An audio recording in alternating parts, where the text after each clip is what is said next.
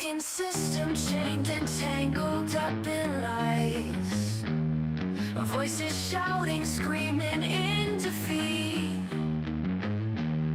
Politicians playing games under darkened skies. Hope lost in the dust of the street.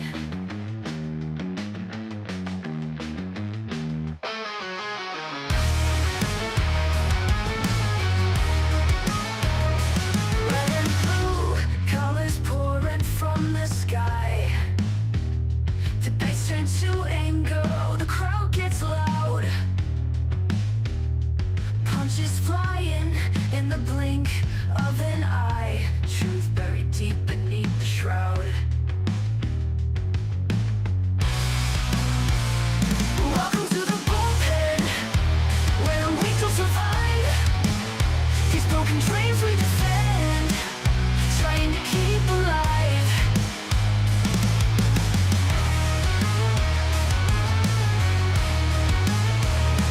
Faces on the screen, flashing perfect teeth. But behind those eyes, just rotting greed. Politicians turn to whispers beneath. They all just get what they need. Whispering conspiracies, drowning in their lies. Echoes of freedom, lost in cries. Spin the wheel of fate, let's see who rise. But this game will bleed you dry. Welcome to the bullpen, where the weak will survive. These broken dreams we defend, trying to keep alive.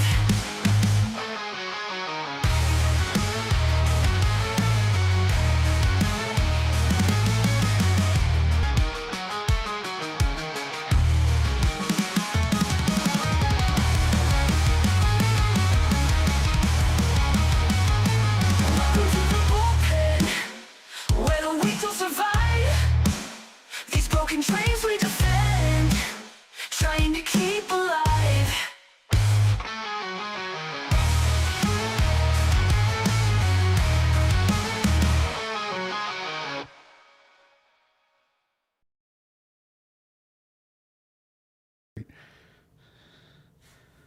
All right, let's see. You know, EV Mux immediately switched properly. Hopefully, everybody can hear us nice and loud. Let us know, chat. What's going on? I didn't take us out. Ah, No, no one can hear us. We're No, being you're- suppressed. no, Help. you were there. We're under attack. My God. EV Mux was being stupid. Okay. Like it usually. It's because I switch away from the tab to look to make sure YouTube is broadcasting properly, and then it did that auto switch thing. All right, sound good. Chat, this is a very important question. Matchbox 20. Do you think 3 a.m. or Push was the bigger song for Matchbox 20 when they were released, not after the Barbie movie? No. Which is the more iconic song? 3 a.m. or Push by Matchbox 20? No. This is like if you were doing like the 90s bracket we may have done. You're putting you're putting too many Caveats? yeah, too many caveats on this. Oh, there we go. And I win. You get one person who says, I'm That's all I going need. to go with Push. I prefer Hot Wheels over Matchbox.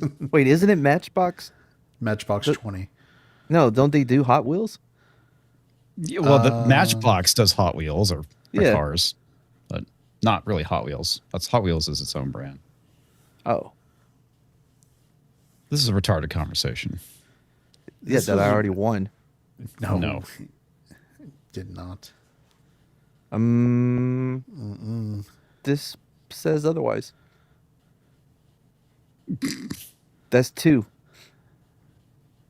I think this is recency effect because Ryan Gosling's a national treasure and he knocked it out of the park doing it on the Barbie movie. Oh yeah, it's really good.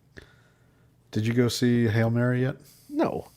I have not. I want to at some point. It's excellent. And I was able to take my 11-year-old son. I didn't have any issues with anything he saw on there. It was a great movie experience. I heard it was very good. Yeah. I wanted to hate Ryan Gosling so much because how bad Notebook was, but he's so awesome. But then he did movies like the Drive, the Nice Guys, and Drive. Dude, The Nice Guys is so underrated, man. I mean, even the Fall Guy was. People sleep on it. It is an. I excellent love the Fall movie. Guy. That is a very good Oh movie. yeah, Yeah, like, and it's all Ryan, and it's all his charisma. Like he's pulling that off. Like the parts even where he's just like doing the middle of the stunt and he's talking with the other stunt guys. Like it's just like this stuff. Yeah, Beyond the Pines was great. yeah. I'm really hoping this movie being a success is what finally gets Ryan Gosling like the proper attention he deserves. How is it doing financially right now? It's doing great. It escalated. 150? So like 150 worldwide, but it grossed over 80 domestic when it was only supposed to open in the 60s to start. It overperformed. Like that means people walked up to see it.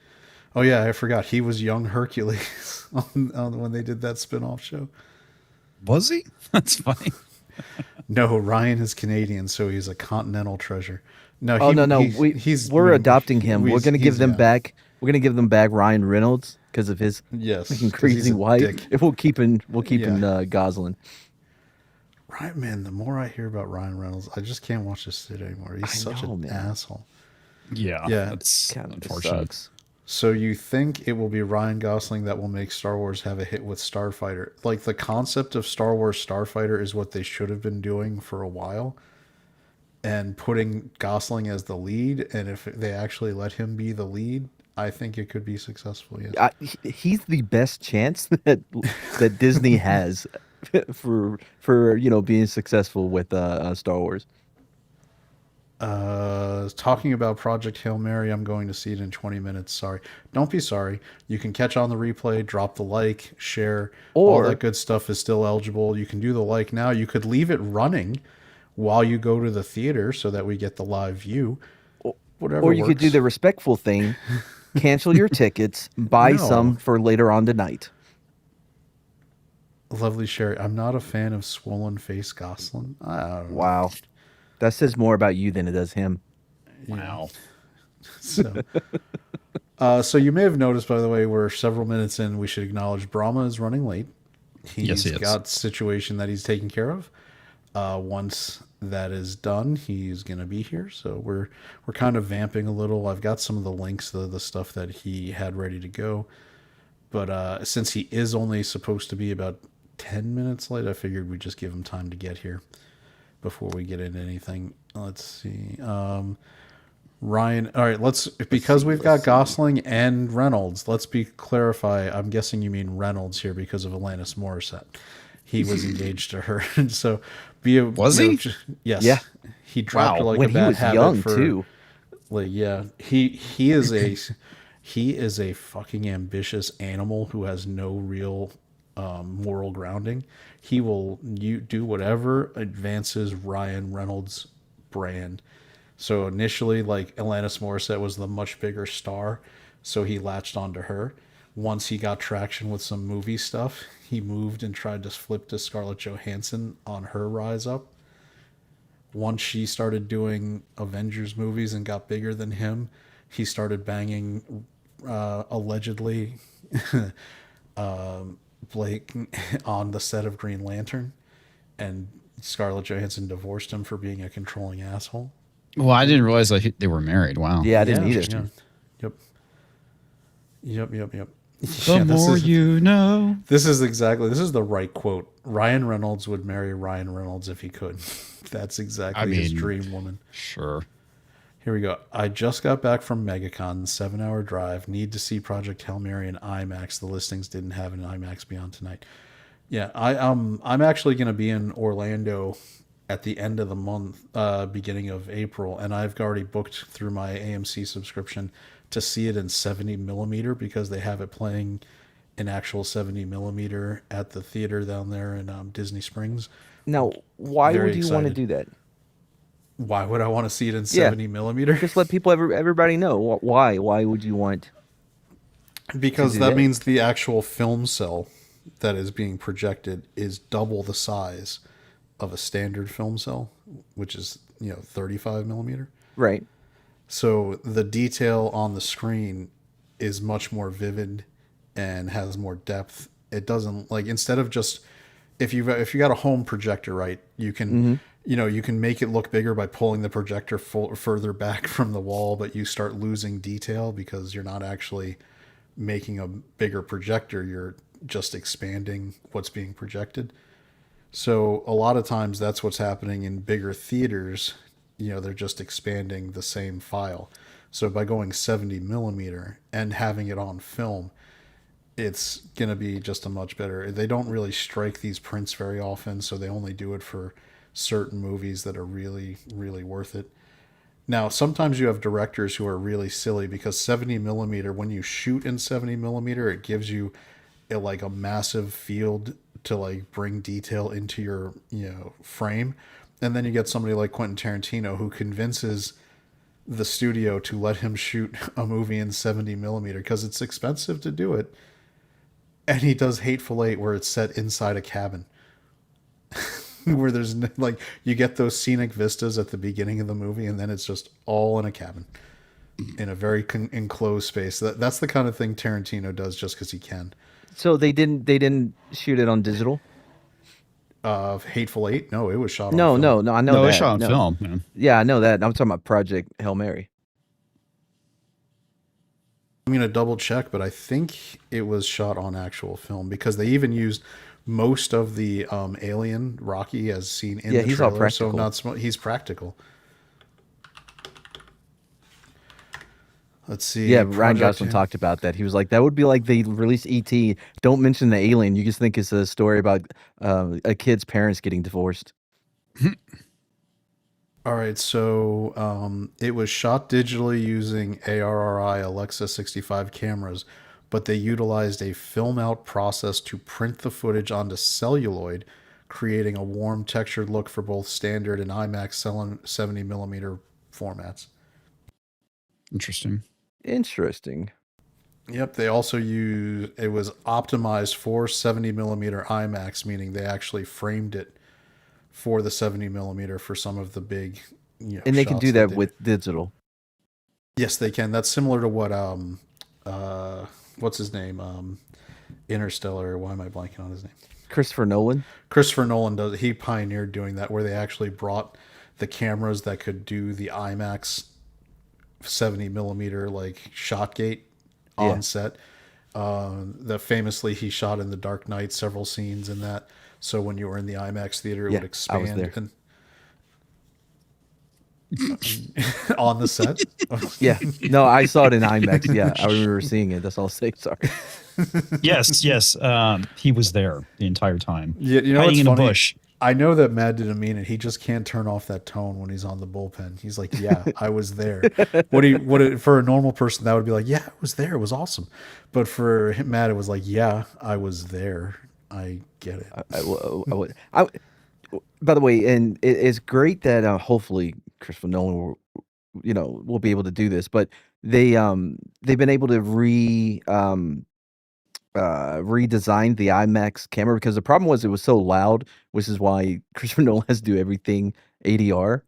But they've been able to redesign it to help suppress the sound from the camera because the camera is so loud itself. It's hard to record audio on on set or whatever. So hopefully, because his audio mixing is horrible. Yeah, it's famous that as see? bad as bad as some people felt like the Dark Knight Rises was, it was so much worse to begin with. Like after some test screenings, Warner Brothers made him go back. They like twisted his arm to go back and actually have Tom Hardy re-record through ADR the Bane dialogue and that's actually after it was born. re-recorded, for that, because initially it was actually just the on-set audio, and it was shit. It's like, if you could imagine, like, the way, like Matt's talking about the way Nolan normally catches audio, and it's Tom Hardy just talking through that mask. It's like, nope, it was not good. But eventually, That's basically probably what he sounded like. Absolutely. What are you saying? That with the PC giant fan sound going on behind him. Wow. Oh, wait, wrong noise. Yeah, that's a lightsaber. No, that was no lightsaber. that sounded like, when you watch Super Troopers and the guy's going out in the car and he puts the techno on. Wow, Yep. wow. Gotta catch Or- a rabbit. Did you add those movies yet? No, I haven't been. I've been out doing stuff. Man, I've just been waiting. Has anybody seen Goodbye, Good Luck, Try Not to Die? I don't think that's what it's called. No, I think that's pretty close. I have not. Yeah, I'm waiting on that one. And Night Patrol with what's his name from Unaccepted? Justin Long. Yeah, he's a Justin. cop. And he goes to the night shift. In the night shift, they're all vampires or some crazy shit. I'm excited to see that one. That's another one. Can't say I've seen it. Yeah, it just came out. I'm excited for it. Yeah, that sounds high concept. Not a bad idea. I get it. Did you watch I the work trailer night shift. because you were like, I want to see a movie about a cop who's working night shift because he doesn't really want to put effort in? No. Is that like the Wait, story what? of Mad's I'm career? kidding. No, night shift is when crazy people come out. Right? Dude, you will learn more from a solid weekend, summer weekend, working nights than you will 8-9 months working day shift or swing shift. Because shit actually happens that matters. Not like, Does shit actually happen, Mad? yeah. Good luck, have fun. A don't a lot of times, literally. Like Good luck, have fun, don't die. That's it. die. Yep. taking a shit happens. CM Punk is in it. Ugh. Is he? Oh no, Is the that like straight your edge best superstar? friend? Not a fan. He's the straight edge superstar. Straight superstar. Do you? I know him from Did the you check UFC. out a wrestling? No, I was never. I mean, okay, I checked out a wrestling when I turned 15. I mean, no offense to people who like wrestling. Dead Man with $4.99. I watched Pulp Fiction last night for the first time in a long time. Holy crap! What a good movie! I could watch Uma Thurman dance for hours. Ah, man, I don't know, You know, bro. I'll give that was the movie with some of the least amount of feet in any Tarantino movie. And Yeah. it was still there. Don't Yeah. get me wrong, there's still feet there, but it's some like compared to Once Upon a Time in Hollywood, where that fucker was reveling in his known foot fetish. Him and what's his name? The one that did Deep Blue Sea. Rennie He's a Harlan. foot guy. Yeah, he's a foot guy too. Do you know that, Matt? I wanted to let you know that they were doing a sale. Arrow Films is the one that does 4K like special issues of Yeah. movies, and they were doing like a 3 for 30 something sale on 4K. And Deep Blue Sea had a special edition they did in 4K. What? They went back and restored it from the 35mm print. Deep for Blue Sea was 4K. actually a pretty good movie. It really, and it has one of the best out of nowhere shocking kills that you don't expect. And I don't want to spoil it, even though it's like a 30-year-old movie. But if you haven't seen Deep Blue Sea, watch it just for that what the fuck moment happens. It's so good. And it has one of the best rap movie songs by LL Cool J. Deeper, bluer, my head is like a shark fin. That's a real song. I brought it up because these are the same guys who put out the Excalibur 4K, which is just awesome. I So have a look- question. Look at some of the. They have Blue Thunder. Good like Lord. who was putting out a blue, like they're doing Blue Soldier? Here, there's another one, Soldier with Kurt Russell, which is a fantastic movie. limited edition 4K. I would say check out, see if there's anything from there that appeals to you in physical media. I do have a question. I've been curious. How do you get movies that are in a higher frame rate, right? It has to be shot in the higher frame rate. No, I Yeah. get that. How do you get a copy of that? Because if you're watching it on, if you watch the Lord of the Rings, the other ones that he Hobbit. filmed in, The Hobbit. How do you? If you watch on HBO, you're not getting 60 frames. No, well they could. So they could broadcast it over the regular Right, HBO. but do they? No. A wild It- Brahma has appeared. The reason Howdy. they don't is because people didn't like it. I went and saw the 60 frame per second Hobbit, and it looked like a soap opera from like the Right. 70s. I thought, 'cause it looked like makes ass. it makes it like it takes away the unrealism realism like in a fantasy world. You don't want Right. to see all those details. That was just the first example I could think of a Yeah. movie that was in 60. I guess anything by Ang Lee or whatever. The Longest Walk. I Whatever, think Halftime. what was the one with the kid on the boat? I think he also did in 60 frames. Life of Pi. Yeah. Yeah, that's That all one. Ang Lee. Oh, yeah. shit. Yeah. But so, how would you have the? Do they sell 4K? Yes, the edition would tell you. Okay, and then you have to have a Blu-ray player. You would need usually a 4K Blu-ray player to do that kind of. Those frame rate ones are usually 4K Ultra HDs. Okay, I was just wondering. Yeah, it'll say on there the high frame rate HFR. I was just wasting time until this guy got here. Yeah. Yeah. Of course you were. It's been a busy hour. Yeah, I can imagine, sir. How are you? Yeah. That was my prep hour too. So didn't get a whole lot of show prep done. But by the way, when you go to our DM group for this show, you're going to see a message from me that was Yeah, I saw before it. Comix filled me in. Oh, no problem. I didn't know if you were coming on, so I didn't text you. That's So- what I figured. Translation, Mad kind of feels like an asshole. So yeah, mother-in-law's got blood pressure of like 70/40. So they had to send the EMT over or the EMTs over and had a few ambulances and fire trucks here, and they had to go through the garage, so there was no way I could start the show or do anything. But yeah, thanks for. I mean, you'd Holding think down the the fort for EMTs 30 would have been minutes or more so. considerate. I know I had to move around everything in the garage just so a bed could get out. So You know, Brahma should have said, like, do you know who I am? I am a big right. deal. Here, have a sticker. Here, have a sticker.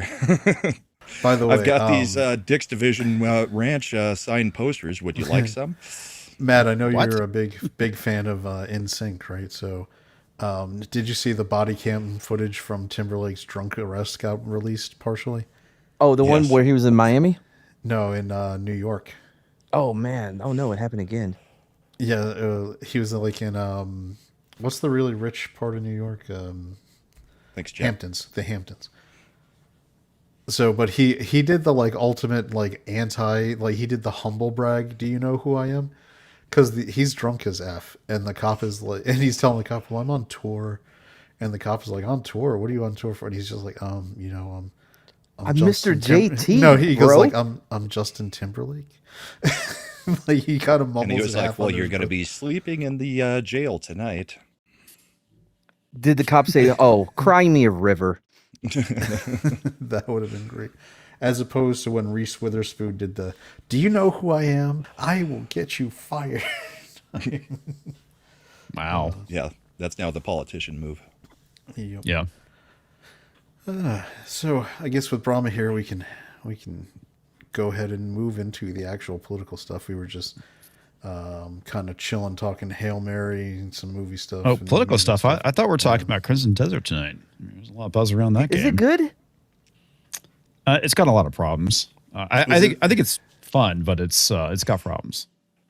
It doesn't feel like a finished game. None By of any them stretch do of at this the point. Yeah. What is the Everything game feels about? like early access. What is the game about? Well, that's kind of the problem. It's like you would think that there's actually a story or a setup, and there kind of isn't one. Well, I mean, there's a setup, but there's really not a good explanation Good. for the game. We're actually going to we should be having the real life fake wizard on tomorrow night to talk about this and whatnot. He did a great video talking about this game, and he's played like 10 hours. I've only played 3, but Oh, I like real him? life fake there's wizard. a lot. I was gonna say, sorry, I go thought ahead. you meant that Reddit moderator who keeps doing those videos that covers. Because he looks No. like a wizard. But yeah, it's the whole situation is kind of nuts. They certainly overpromised and certainly did a. Underdelivered. I mean, kind of not really.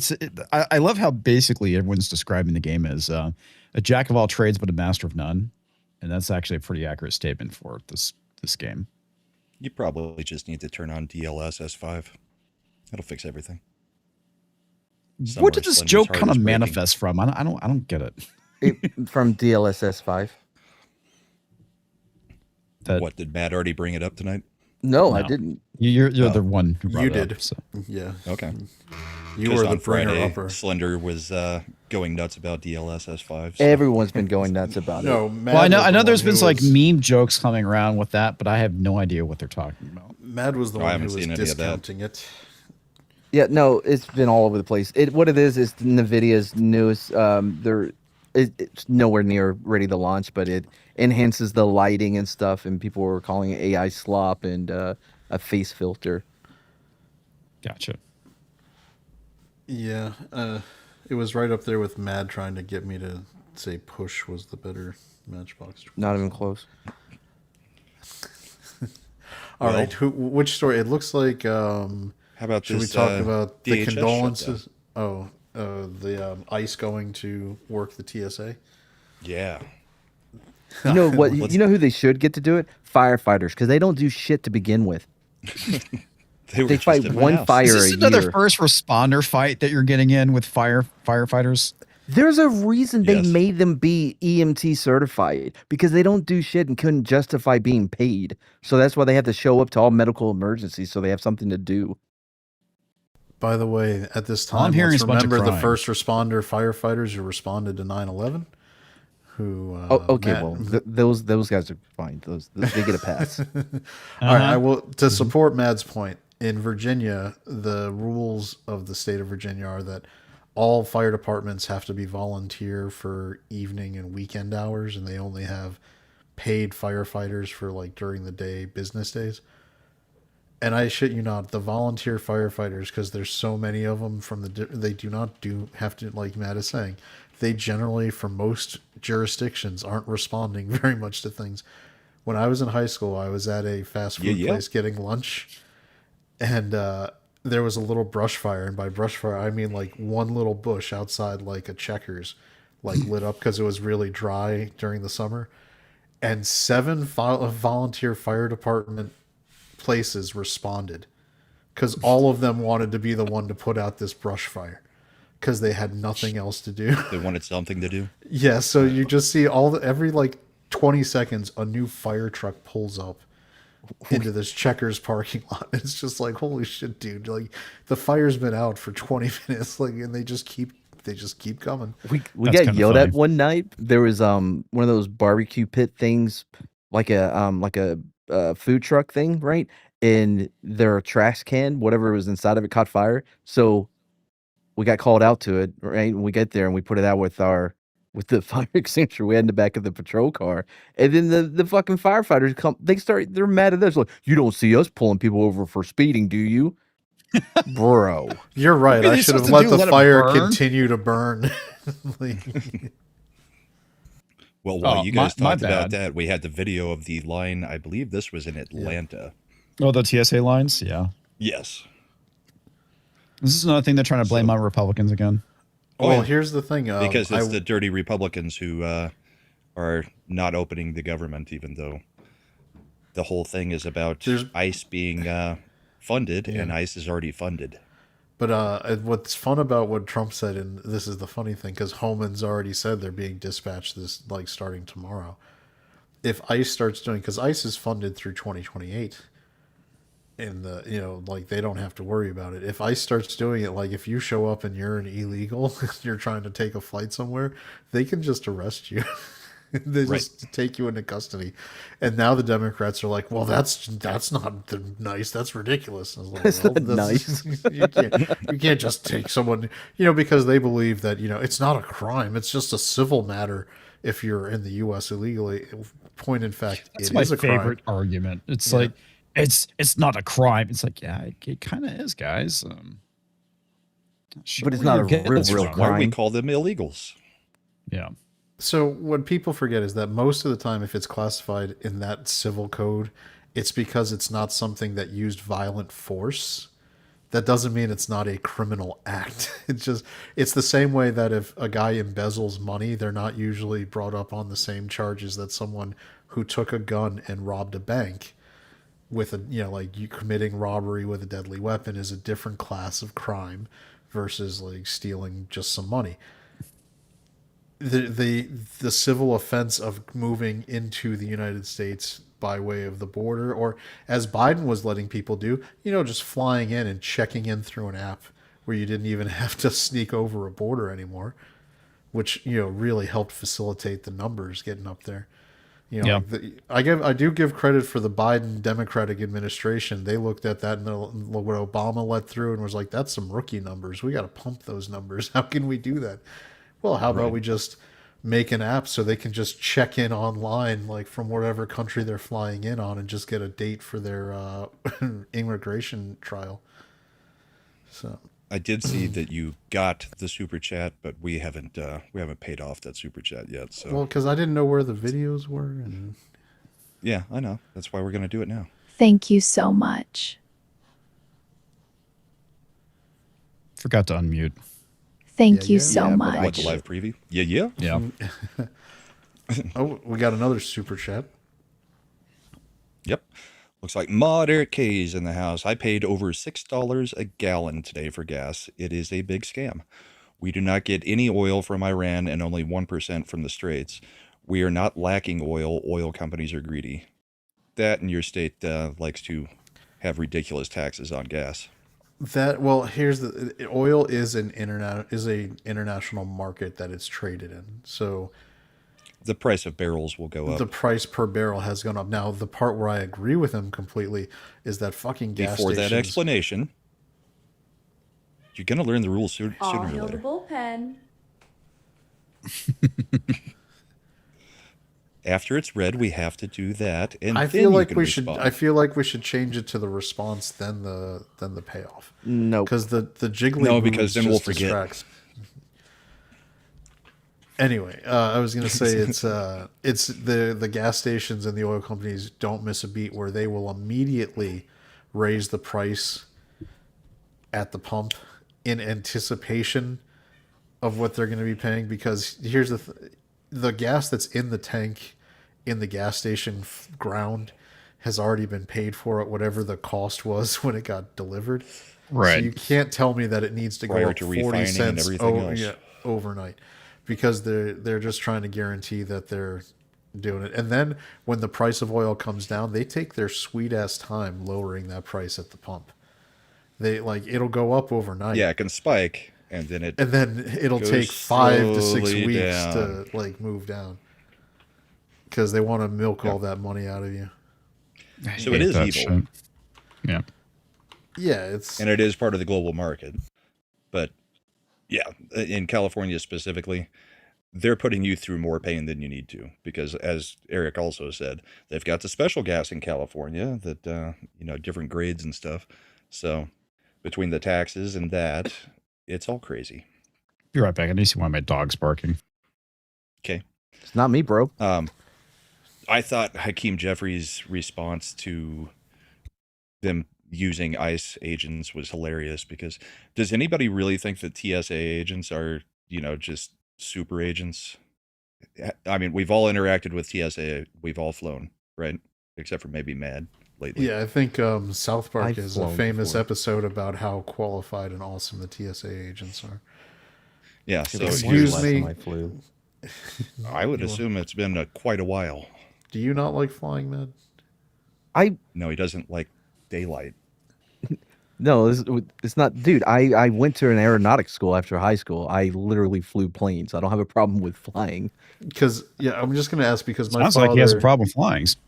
for my entire life growing up, my father had no issue flying because we were moving all over the world when we got our change in station and everything. Then he's doing the Gulf War and he's with the Sergeant Major of the Army, so he's going all this stuff and he had to go over to Kuwait like after the war ended and they were doing some schmoozing and stuff. And he had to fly like on a C-130 where they just, pop down the seat. Right. Oh yeah. And let you and Just from a little that platform from the wall. from that flight on, this man has never flown again in his life. He'll drive 20 plus hours somewhere instead of flying. It's like I don't know kinda what don't blame happened him. on that flight, but I was gonna ask, like, have you flown on like one of the C-130 transports? Is it like a terrible ride experience? Does it freak you out? He flew on one, but he was unable to hit his morphine thing that whole time. So No, I flew to Seattle a few years ago. Probably the last time I right, flew. but you were on one of the military transport planes when Oh, you were yeah. coming back, weren't you? I was trying to Yeah, get you yeah, to yeah. tell that story.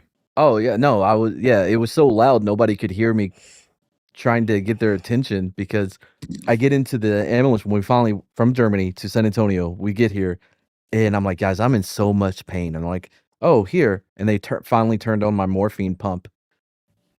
I flew that entire time with nothing. Oh God. And he couldn't get anybody's attention. Couldn't because get anybody. was It so was too loud. loud. That's funny. Hey! It's funny now. Oh, I'm sure it wasn't funny during at the time. Yeah.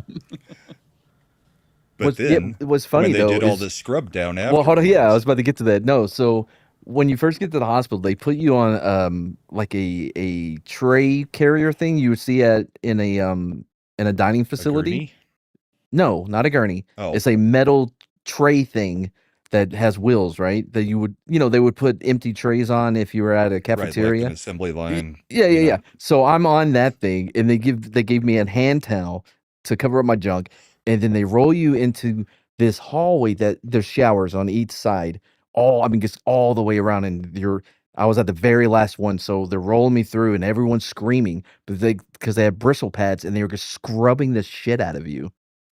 And so I go finally all the way to the end, they start scrubbing me, and I'm fine. They're like, wow, you're the best guy. You're the best guy we've ever had do this. I'm like, oh, you go 18 hours without morphine and see how much you can take when you finally get it again. I'm good to Everybody go. else had built up a little bit of tolerance over the flight. Yeah, man. Yeah. Oh. That's one of the crazier stories you've got. I love it when you tell that one. It was crazy, but man. here's what Hakeem Jeffries has to say about ICE. The last thing that the American people need are for untrained ICE agents to be deployed at airports all across the country, potentially to brutalize or in some instances kill them. We've already seen how ICE conducts itself. These are untrained individuals when it comes to doing the current job that they have for the most part, let alone deploying them in close exposure in highly sensitive situations at airports across the country. Has he the gone TSA by what a agents, TSA like their biggest agent thing does? is, hey, you need to take off your shoes, and can you put all your stuff in this bin? Laptops have to come out of your backpack. I just did TSA's job. Hey, It's here's not another that hard. thing. Have you ever gone to an airport since we've had the TSA and seen any of them with a shirt that wasn't like wrinkled? Two Like, sizes too small. could you fucking iron that shirt? Like, come on, Right. you're a professional. Yeah, I actually miss the days when because I'm old enough to, it was like the old And it was a luxury. no, Mad Max Beyond Thunderdome. I was like, I remember the faraway times when we had like just the security services that worked for the airport. Yeah. I remember that too. I remember when you could go to the gate and greet people. Yeah, and you know what? It worked just fine. It was completely fine. Like, I don't understand why, if you go through security, why you couldn't go to the gate and greet people. Like, I mean, Because what is now the you have reason? to have Shoe a ticket bombs. to go through security. No, but you go through security. You're gonna get Right. checked. Like, either security isn't good enough to stop people from actually They're doing not. stuff, which they're not. So then what is the point of having a government agency do it? Why shouldn't we just let the airports have to handle it.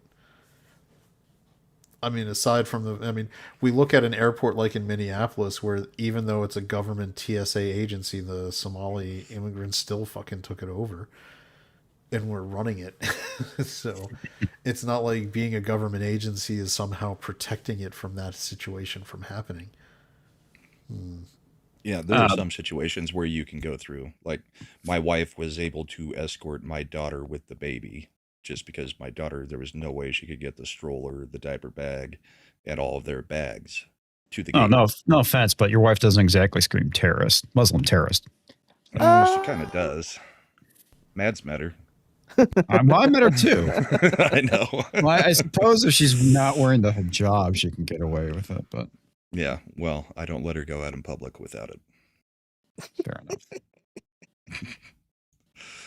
enough. But yeah, so as of tomorrow morning, ICE is supposed to be running TSA at multiple airports, mostly the southern ones that people have just been not coming to work, even though they will get paid back pay. I mean, you've had Atlanta and a few others. It's been pretty isolated. I mean, Denver hasn't been horrible from what I have heard, because I've had a few people that have taken some trips in the past few days. I will tell you magically, Dallas is not that bad. I have a flight that I'm taking at the end of the month, and I've looked online at like the wait times, and a crazy thing that you'd never anticipate, Brahma, the Washington D.C. area airports, no lag in wait times. Shocking. You know, where the senators and congressmen are flying in and out of, it's still No, why would they smooth. inconvenience themselves, man? Oh, Come and on. I'm sure you've seen the videos of the senators and congressmen. If they're trying to make a flight, they get escorted to the front of the TSA line ahead of anybody, even if there was a line. Go figure. They are not required to stand in line for anything at the airport. So my wife forgot that she sat next to Brahma's wife and Culture Boss in Vegas, but she is really shy. I mean, there you Well, go. they were probably chatting it up. They still do in their text messages every now and then. Usually to Interesting. figure out what's going on with all of us. I want to make sure my wife continues to be isolated from all of you. Well, That's my if she plan. ever comes to a meetup, she's got to meet the wives. Yeah, that's a no. How about no? How about, about no? no? No, I mean, as far as I know, Mid-Atlantic meetups just don't seem to ever happen, so there's no issue there. Although if Culture eventually makes his move to wherever, maybe that will change. Tennessee, I think, is where he was thinking. Allegedly. Allegedly. No income tax. Good Yeah. job. Yeah. It's like that here in Texas, no income tax. Texas, And Florida, Florida. Tennessee, Washington State, Alaska, and there's one more. Whatever. Alaska, you get Although- paid to be there. Although Washington is apparently changing that. They're passing, even though they have it within their state constitution that there can't be an income tax, their legislature passed a wealth tax, which doesn't work, given that they're, but they're, that's why all the like Starbucks people were moving out, Right. because they're pretty convinced that the state Supreme Court is so captured by liberals that they're just going to be like, even though the plain text of their state constitution says the state is not allowed to have an income tax in any way, shape, or form. Hey, that I got a they'll great just- idea. We'll have an they'll income just- tax. But they'll this is a pull wealth penalty. They'll just pull a John Roberts and be like, it's a wealth penalty fee. So it's not an income tax. Wealth penalty fee. Great. Sherry wants to come to the next meetup. I'm going to Vegas. Comix, you'll probably be in Vegas, right? Hopefully. an I'm August. planning, Mad- I'm planning is Mad on it. going to Vegas? That's not that far you from paying? him, right? No, Look, Brahma Shredda tried is. to get me to go to Vegas when I was unemployed, so I'm going to try to get you to Vegas now. Man, if Did I- you guys I'm want to pay about for be me, bro, I'll unemployed, be there. so- Did I tell you that when Comics? I was just found out I was unemployed. And Brahma's first thing goes, "Oh, you should, come out and fly out to Vegas, come to the meetup." Yeah. It was like, "Oh yeah, that'll be." I told that'll him the go only over." thing he would have to pay for the whole time is his plane ticket. I was like, Well, "That's gonna just go stay over real when well I- with The my wife." suite. When I with got me. laid off like the month before Vegas. You already had it paid for. I did kind of. I had my ticket paid for. No, that was Yeah, then we that was figured out it. the hotel room. Yeah. Yeah, but yeah, oh god, that was such a nightmare, dude. I was like, I don't have any money, guys. It's like I won't get my payout until afterwards. Like it was But like the bros a took month care and a of you. half. Yeah, they did. I appreciate that very much. So yeah, hopefully I can pay it forward at some point. I get a better paying job that makes more money. Well, where was it you wanted to go, Chad? To Mueller dying? Yeah, I mean, I think we should bring up Trump's celebration of his life. Man, that's Trump's celebration of unnecessary. his life and Chuck Norris's. It was kind Yeah, of polar Chuck opposite Norris, how he man, treated it. Yeah. Do you have the Trump tweet? Because, like I said, my prep was limited. Let me see. I if know I've got it bookmarked somewhere, but I think I bookmarked it. while you're looking, we'll watch Chuck Norris tell a Chuck Norris joke. I know I bookmarked the Pearl Harbor joke. Let's see.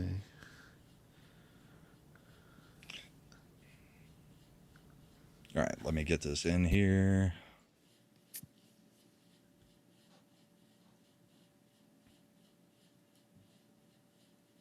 And I bent down and I petted him. And all of a sudden, you heard this like that. So the trainer says, get up very slowly and back up. So the tiger did.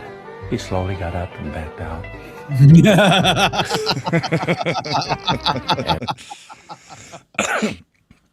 I had not seen that until this week. God bless Chuck Norris. There's a few times that Chuck Norris did Chuck Norris jokes on some of his trips overseas to see the troops. He would do some Chuck Norris jokes.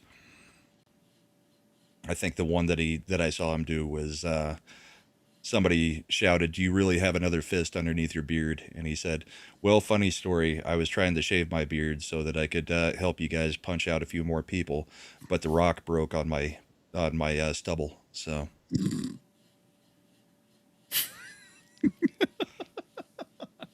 I'm sorry, that's funny. Chuck Norris is another one of those guys who, by his own testimony, has said the Democrats went way too far left. The Democrats of 40 years ago are what the Republicans are now, so that's why I'm a Republican, because they're all crazy. I mean, he's not wrong. Nope.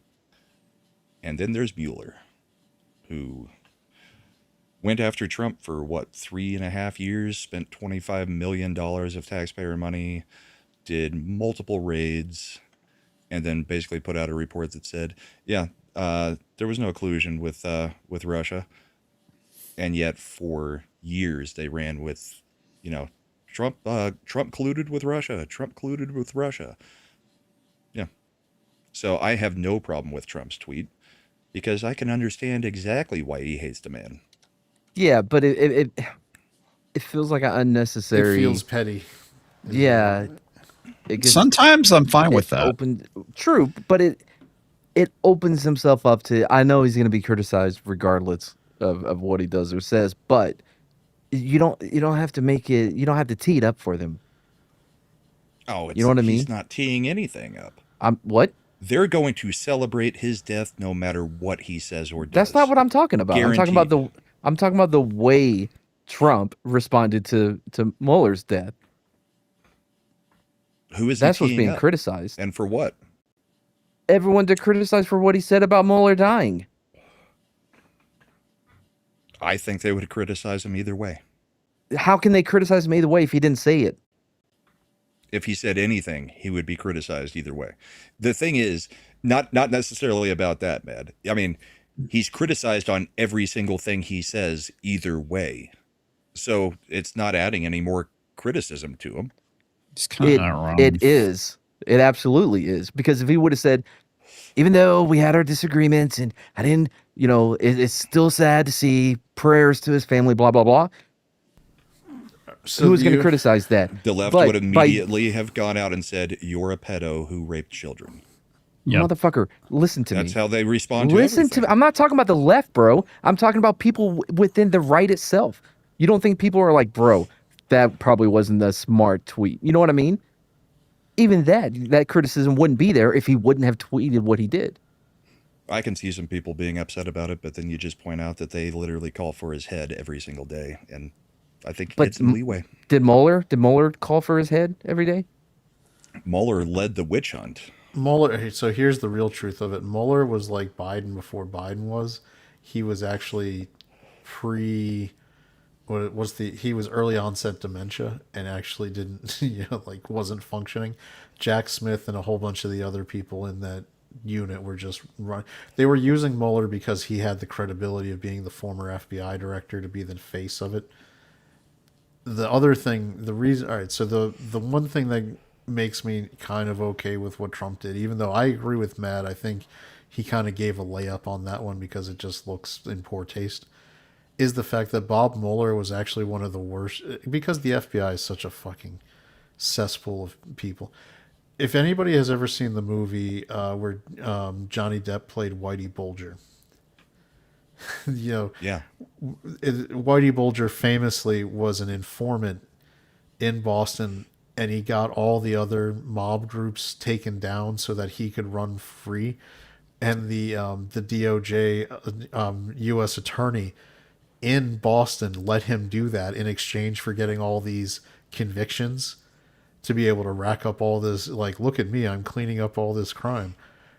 Mueller was that assistant U.S. attorney. He was the one who knowingly gave Whitey Bulger free reign to be, like was just like the worst kind of criminal imaginable, in exchange for being able to rack up wins on his resume so he could leapfrog forward in his career. Jack Sparrow plays Whitey Bulger. I forgot what the movie's called.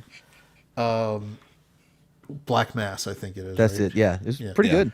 Now they changed the name. I think Benedict Cumberbatch was the one playing the whatever fake name U.S. attorney they used because they didn't want to actually admit that it was Robert Mueller.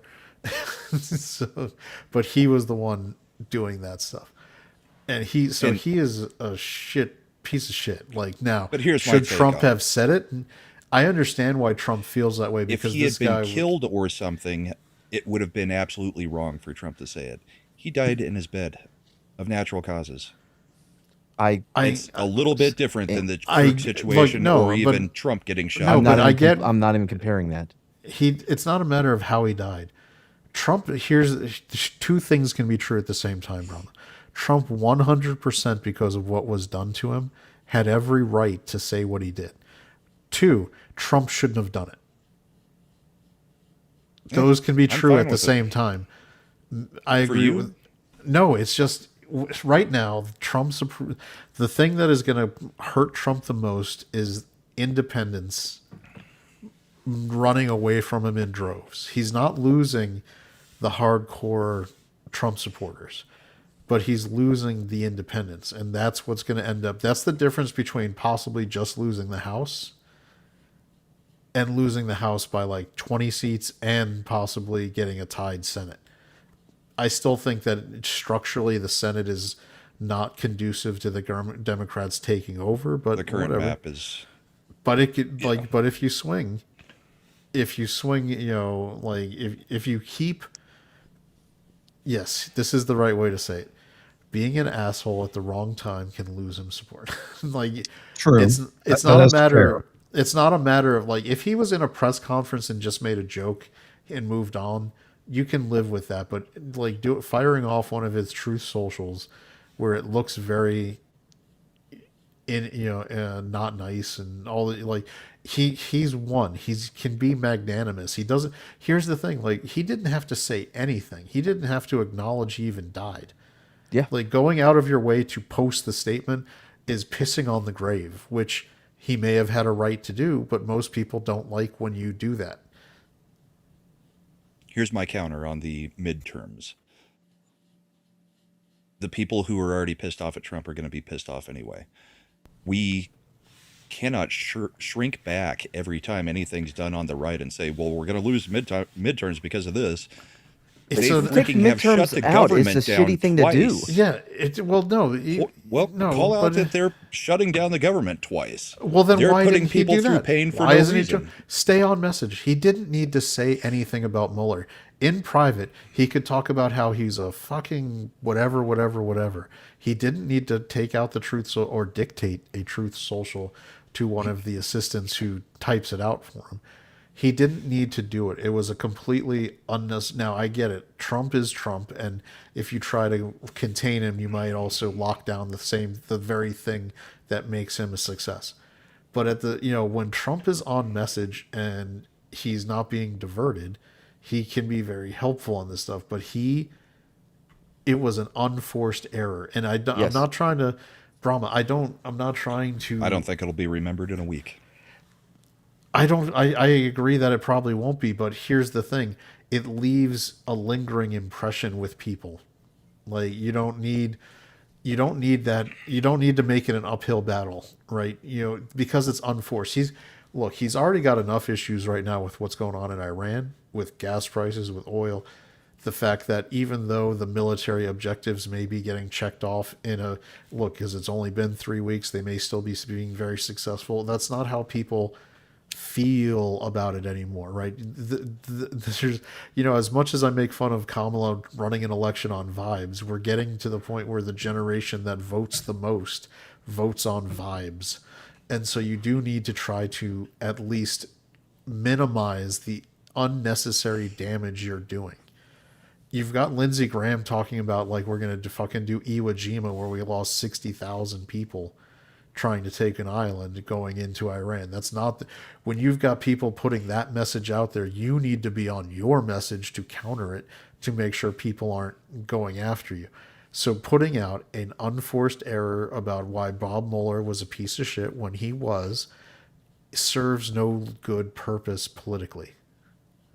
Serves nothing. Doesn't do anything. I completely understand you guys' point. My point is, I don't care that he put it out. It does not offend me that he did it in any way. We're And not that's talking great, about you. but you're not the only person who perceives things. Sure, I think there's, the other part of it is, I don't think anybody will remember it 10 minutes from now, just like they won't remember Mueller 10 minutes from now. Who knows? It's just not that big a deal. It just wasn't needed. At the same time, here's the thing, if you keep giving them a pass for things that don't, you're like, it doesn't matter, people will forget. You need you need Trump to help win the midterms. You need him out there campaigning. So you want him to be on point, on message, doing the things that help bring people to the table, not turn people off. You've already got issues because in Ohio, Vivek is like one of the worst candidates we could put up for governor. And yet we are. we've got candidate issues in some places. We've got good candidates in others. You need to be firing on all cylinders. I'm in Virginia. We have an election in 1 month. On the 21st of April, I believe, is the official election day for that redistricting amendment. Early voting's already started.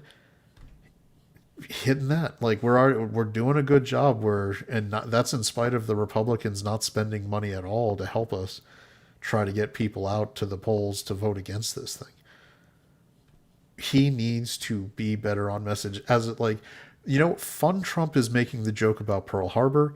Bad Trump is doing his post about Mueller.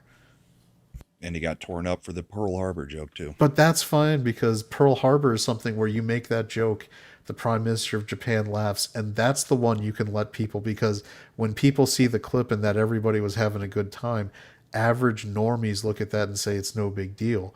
You don't turn around and have the clip of him, like the post of him, pissing on Bob Mueller's grave, where average normies are like, well, that was rude and unnecessary. See, this is good Trump, because when they try to make a big deal and pearl clutch about it, it makes them look like fuddy-duddy assholes. Let me pick a beautiful person from Japan.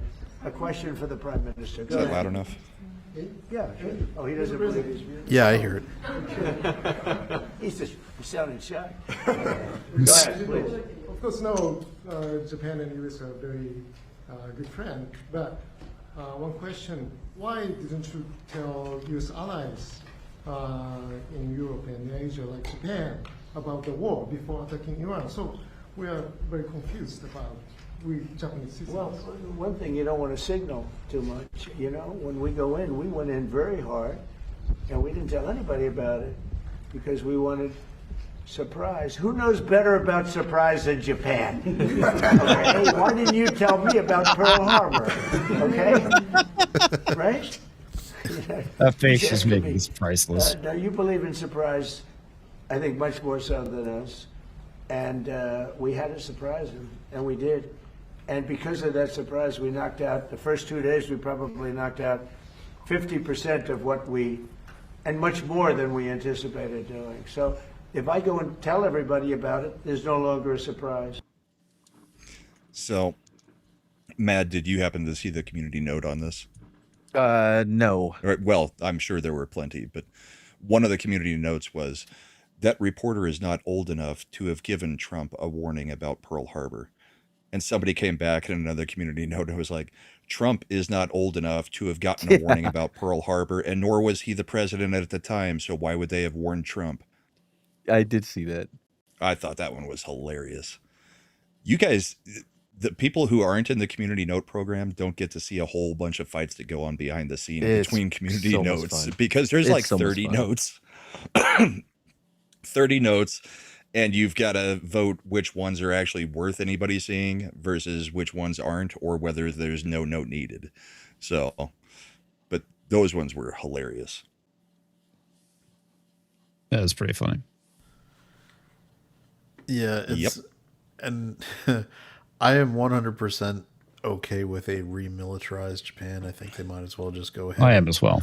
Amend their constitution and do it, because then China will be thinking twice, because Japan historically has kicked the shit out of China so many times. So many times. It's this little island. It's the same thing. Like, the reason China supports North Korea as much as they do is because even though Korea is a small peninsula country compared to China, historically, they kicked the shit out of China whenever China tried to mess with them. Like, China is, in a lot of ways, a paper tiger when it came to military conquest. Like, you know, you've got the Roman Empire, you got Alexander, you got all this stuff. What's China's famous thing? They built a wall to keep the Mongolians out because they kept getting their ass kicked. And Genghis Khan was able to conquer most of the earth because he went right through the wall anyway. Hey, you Mongolians. Asshole. The shitty walls. Before we get too far away from the DHS, ICE, TSA thing, I did want to show this one. This is Minneapolis Mayor Jacob Fry, who has a brilliant idea on how Trump could have done this better without bringing in ICE to be TSA agents. So let's check this one out and see if everybody in chat can figure out where he's wrong. If the goal here was safety at airports, he could hire out more TSA agents that do an incredible job at keeping our airports safe. If the goal was keeping our streets safe in our cities, he would work with cities around hiring additional police officers and creating the kind of safety infrastructure that we need to keep people safe. With don't you need money to do that? Dipshit. Yeah, yeah. It's the TSA is the agency that they created to do that, and they won't fund it. So there you go. Yeah. So hiring more TSA agents does nothing. There is no money to hire them with because they have cut off funding through shutting the government down. That's what the whole argument's about. I don't understand how you can be that stupid. Oh, I can. He's just of course, that stupid. he was also going to lose to a 68 IQ person in the last election, except that there was a tribal war in Somalia, or tribal blood feud. This still kind of makes the me only laugh. reason he's the mayor. So, Josh Hammond goes, "What about the Ottoman Empire?" I'm glad you brought that up. I've got a clip that I was waiting for someone to ask about that. Because this is Christopher Hitchens. I've got the same clip.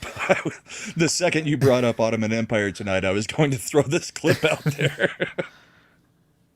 I'm glad we are on the. You know, that's good. That's why we're such good co-hosts, because we're on the same page. Because this is Christopher Hitchens, And the question is about basically, do you trust Islam?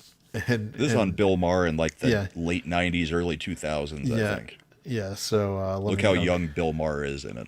Yeah, I'm going to go ahead and I'll full screen that, and then hopefully, here we go. Tell me if you can. In 1788, when the Yeah, a little loud. Is that too loud? Yeah. What? I can't hear anymore. United States was barely a country. Right. It was having its sailors taken as slaves by the Barbary states, the states of the Ottoman Empire in North Africa. Tripoli.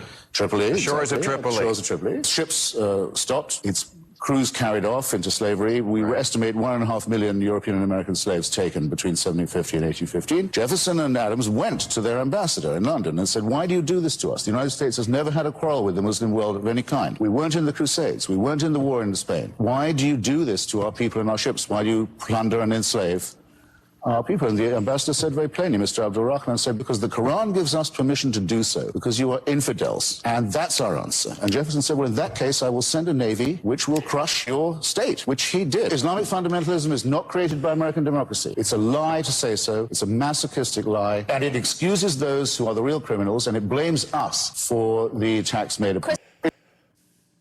Exactly. So that's, it's great. Because it's follow very that true. Up with, a modern day philosopher talking about Iran and the U.S. Here is everybody's favorite, Joy Reid. Oh, Joy Reid, fantastic. Yeah, that's the closest the left has to a modern day philosopher. Our regime has secret police. Sure. They have secret police. Our regime is oppressing women, taking away abortion rights, taking away women's rights in like 26 states, some states where they're trying to have the death penalty for having an abortion. They also oppress women. They have the highest rate of women who are in STEM careers. We're kicking women out of the military, out of university. We're saying that DE. What the fuck state is apparently trying to do the death penalty for abortion? I am as plugged in as anybody to conservative, stuff, and there's not one state where I have seen that. Not one at all. There have been individual people who have said that, and usually not going after the mother, going after the doctor. Yeah. Like not what she's describing in any way. I will be honest, Kermit Gosnell deserved the death penalty for what he was doing, but I don't think that anybody's rationally proposing that anywhere. Even the stuff where it's about going after the doctors, it was stripping them of their licenses and making it so they couldn't practice medicine. It wasn't even arresting them and putting them in jail because they were trying to toe the line. You can't practice medicine in this state anymore. Yeah, exactly. So and then trying to say that somehow Iran was a great place for women to pursue STEM careers. Fuck right off. Yeah, that's a pretty retarded thing to say. And again, this is nothing but cope. Nothing but cope. Yeah. In fact, you know what, Joy? I will pay for you. Because I don't have a ton of disposable income, I will pay for a fucking Emirates first class flight to whatever gets you to Iran at this point. I don't know if they're still flying in, but and then you can go over there and see how well you're received, in Iran when you start. You would do that in Minecraft because she would be immediately having some issues over there. She's saying how wonderful it is, or at least how, because in the United States, she can walk around and she hasn't been, deleted.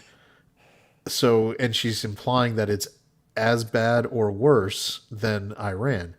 So clearly using that logic, she should be able to just walk around and have a good time in Iran. No. High positions in the sciences. We're marginally better, and we're doing it for Christianity. They're doing it for Islam, right? Yeah. So it's like we don't get told those things because it would take away the kind of American exceptionalism narrative. Yeah, totally. Always so on board with hating our country for everything. At this point, the left is now on board with the Islamic regime in Iran.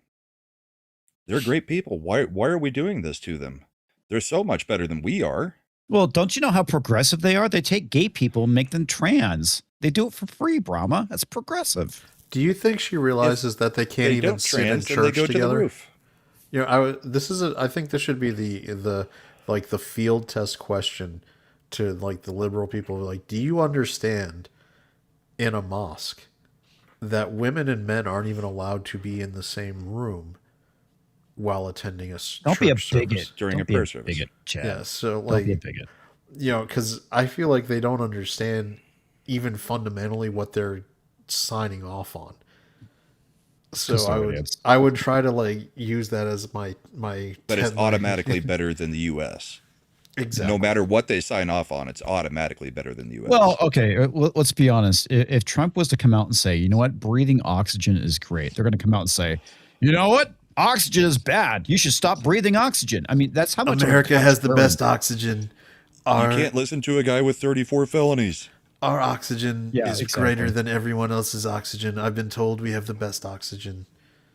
No, I mean, literally, that's the issue, is that they become such contrarians. As soon as like, Trump can say, you know what, cancer's bad, we're gonna go find a cure, and the Democrats can be like, you know what, cancer's actually a good thing. That's how bad the TDS is. That's how retarded these people have gotten because of Trump. Yeah, I've got a few clips of some of our former military talking about what's going on in Iran. I guess we can jump into them real quick because these are some crazy ass takes. This one is Scott Ritter, ex-US Marine Corps intel officer.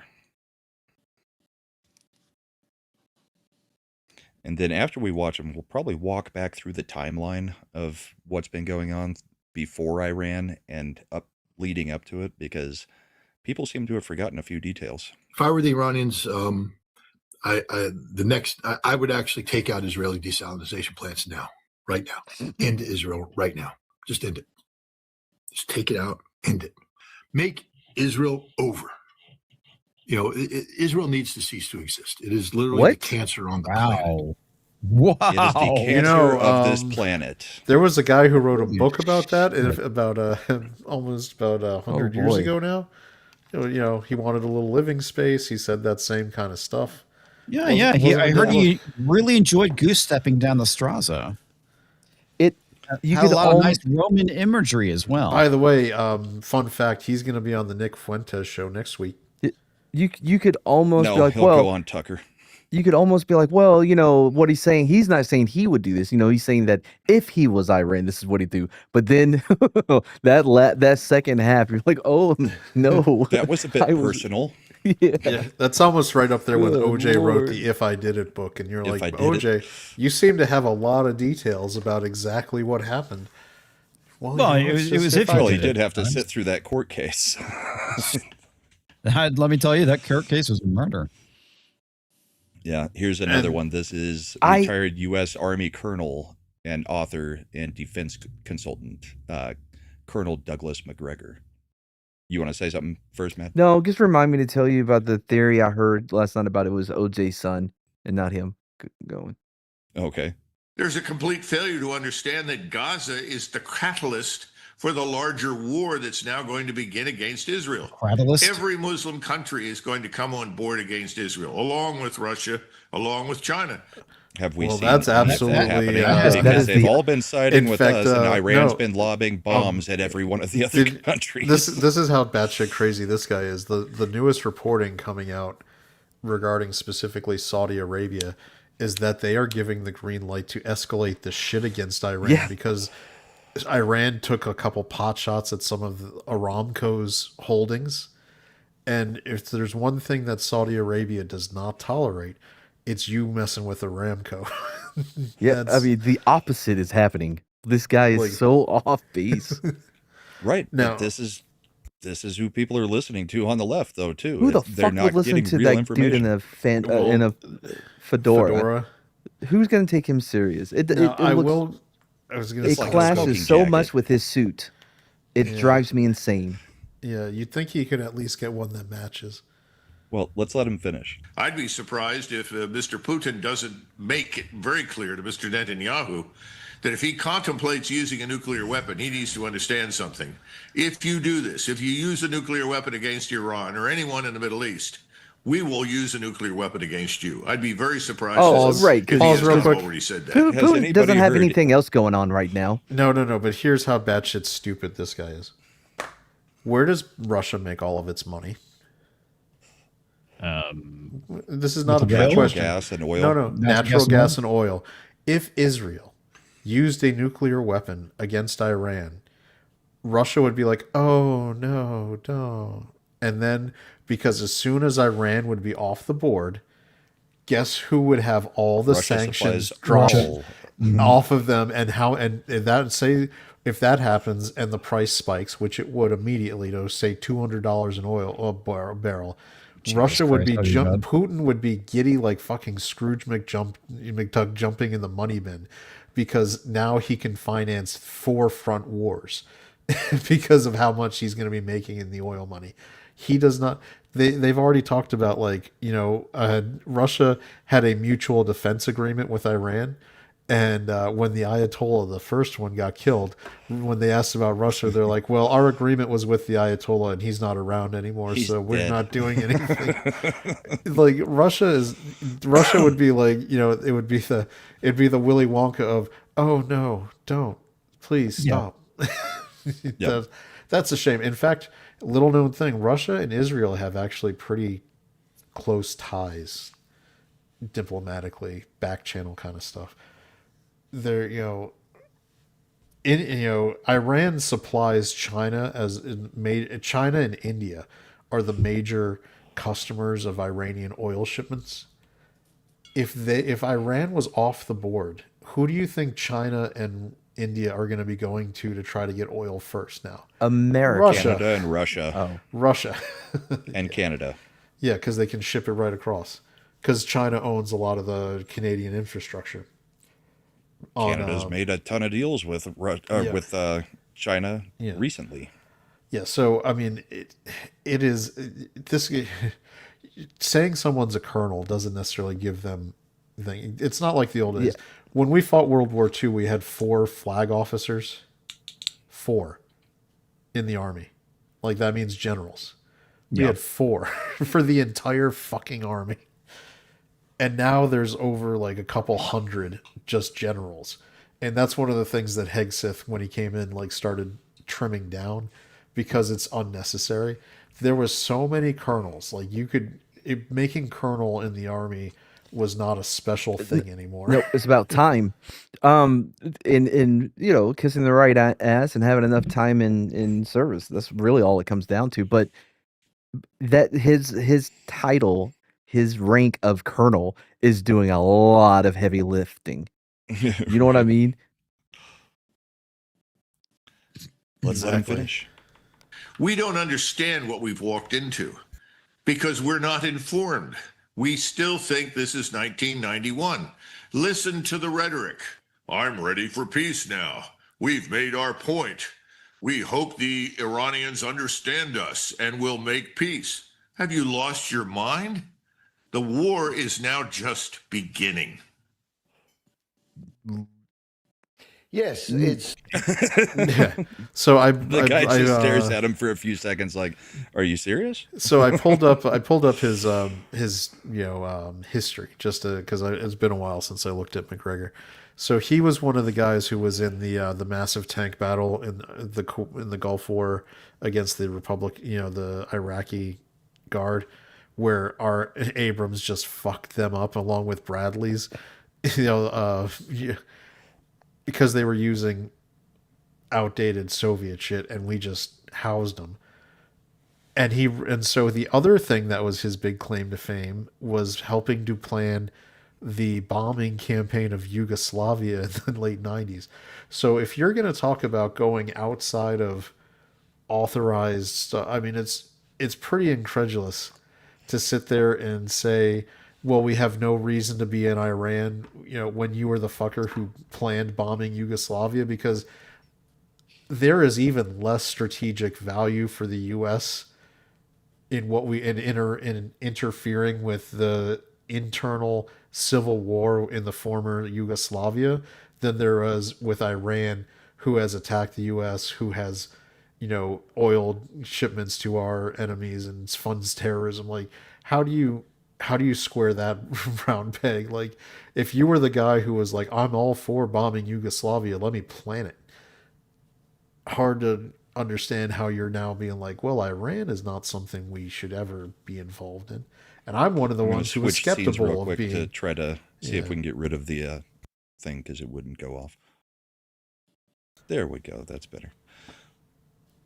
You were also skeptical of last summer, is where you were at, I think. Yeah, because and I still don't want to be involved on a ground level. I think special forces operations, light actions to secure specific zones before handing it off to maybe somebody else is a little different. But I don't want to be involved with securing massive territory and the boots on the ground it takes. If we get into territories, acquisitions, I'd rather we hand it off to Saudi Arabia and let that run it, or even, if we have anybody in Iraq that we trust to come in there and run some zones for us, whatever. I don't care. I don't think we need to be anywhere near the stuff. And so when Lindsey Graham goes on TV and starts talking about that shit, that's a bridge too far. We can have a hot congresswoman go ahead and tell us what she knows from inside talks about that very subject. She knows nothing. No, she's not one of the ground. So in the House of Representatives and Senate, only the Gang of Eight gets the classified briefings. Only they She's do. talking about discussions that they have had that are not made public necessarily. But she's not. All right. Only the House majority, only the House chairman and House minority leader of the Intelligence Committee, the Senate chairman and Senate minority leader, the Speaker of the House, the Senate majority, they're the only ones who get the full briefings. So any House member or senator who comes out and starts saying they know shit is lying because they don't get the briefings. So on the other hand, somebody like Schiff, who was coming out there when he was on that committee, was getting the briefings, so he's lying the other way because he was getting the briefings and knew the other was stuff. leaking. So when I hate when any average congresswoman or person, but any congressperson coming out there, whether it's Eric Swalwell on the left or Anna Paulina Luna on the right, who comes out and says they have this inside information about military operations, is lying their fucking ass off, because they don't. But she's hot, so we're still going to watch it. All right. He's not. It just seems like he gets out of shit, but can he get out of this one? That's my question. Can he get out of this one? Yeah, I think I guess one of the biggest announcements that just happened about maybe 43 minutes ago is that he announced that they're going to be winding down operations.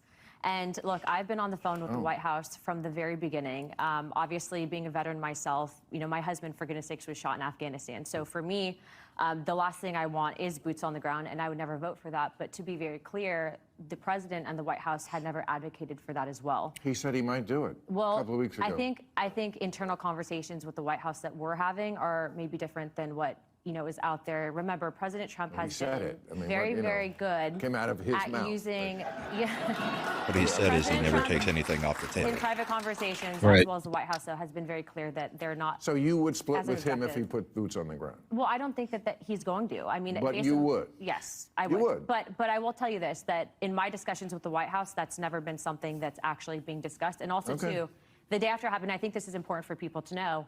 I talked to Secretary Rubio within 24 hours of everything going down. And what I will tell you is, and we can probably get into the issue of whether or not there was an imminent threat, which in my belief there was, but there was this thing called the Nazir Plan. And that was basically if they were hit at all, that they would retaliate. And as you saw in Tulsi's hearing that she did the other day, she said part of her job at ODNI is to actually provide the threat analysis of potential outcomes for if that were to take place. And it is my belief that they would have basically resulted in mass fatality for our troops in the southern portion of that region. Well, you seem to know some stuff we don't. Well, that's why I'm here to kind of have the discussion, though, because I think I mean, like people. So, yeah. And it's the same thing we've been claiming. I don't think there's ever going to be major invasion or troops on the ground, boots on the ground. I think what we have said is, yeah, there's probably special forces doing stuff right now, and that's probably the extent of it, at least as far as American troops will go. Did I lose connection with all of you guys? No, we're here. We're just being quiet. No, Okay. I was just thinking. No, dude, like legit, I was just thinking. I seriously doubt we'll have boots on the ground at this point. I understand the point. I don't see of a reason to. Yeah, I understand the point of we're not going to telegraph or tell people what we're going to do, because that would, I mean, that's dumb, right? That takes things off the table. Right. I would rather have Trump be the wild card and have them keep guessing on what he's going to do. Absolutely.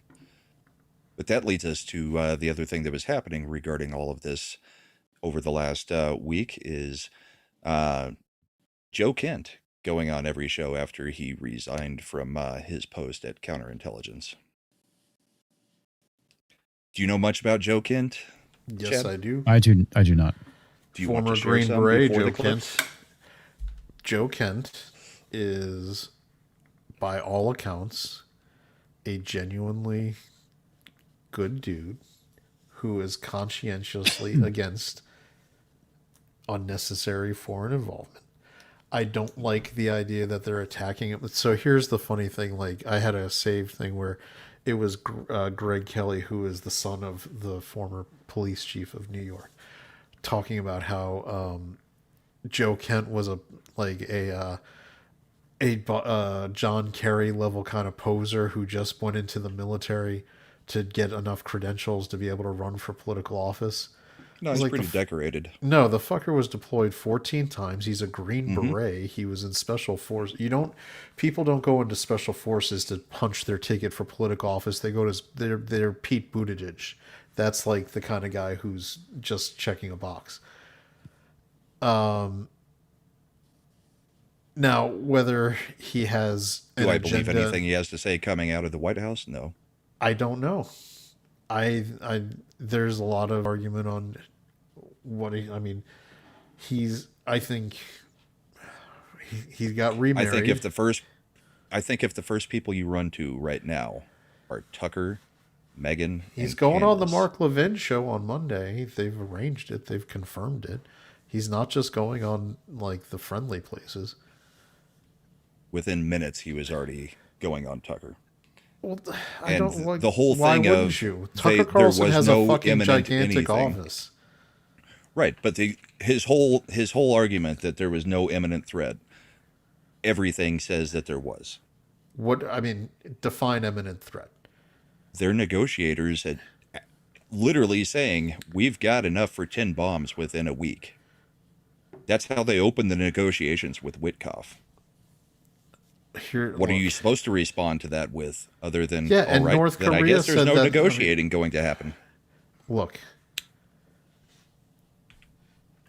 I don't want to ascribe to someone who did what do we say if someone I'm not that he ascribing should- anything other than I think he's wrong. I don't know. I just, knowing the guy's history and having known him prior to being in the Trump administration this time, I am hesitant. I don't like I'm not comfortable with the way he's being attacked in terms of where they're going after his military service and doing all that shit. Does that mean military? I'm fine with that's off limits, sure. But it doesn't mean that he's correct in his assumptions now. Is my problem with what he's basically. He leaves the White House to go out and say, yeah, we're just doing an illegal war. There is no reason to be doing this. And that's an opinion, and yet he's being taken as, actual fact at this point by everybody that he's going on tour with. We'll see what Mark Levin pushes back with. Even Trump didn't go after him that way. I just don't. I'm not saying it's an organic. To comment to Lindsay's chat, I'm not saying it's organic that he immediately went on Candace. But at the same time, if you want to get your message out, you can't argue that Megyn Kelly, Tucker Carlson, and Candace Owens don't have a large audience. One of the things we complain about is how many people are actually watching their shit without questioning it. So if he wanted to be seen by the widest audience possible because he genuinely had reservations about escalation of the war, that you would go on that. And he made no qualms about he tried to, like he said, he'd go on Mark Levin immediately. It took him a couple days, to do it, and they've got it planned out. I think that there is something to be said for the fact that it seems like the people who are guiding the actions in Iran don't necessarily have the traditional best interests of the average American citizen in mind when they're doing it. They have, like, again, Lindsey Graham coming out. I mean, if you guys are going to be upset about what Joe Kent is saying, and I don't have any problem with you questioning his points on the operation, you've got to be just as upset with the dumb shit coming out of Lindsey Graham's mouth and saying that guy shouldn't I've be. been saying Lindsey Graham's full of shit for years. Yeah. So, but years and years. But when he is the there's not a war he doesn't want. I realize that. What I'm saying is people aren't pushing back. There's no organic pushback that you're seeing against the other side in the same way that I shouldn't say organic. Inorganic would be the right. There's no massive coordinated playbook operation against the Lindsey Graham types who are pushing for war and escalation versus the people who are pushing for possible de-escalation.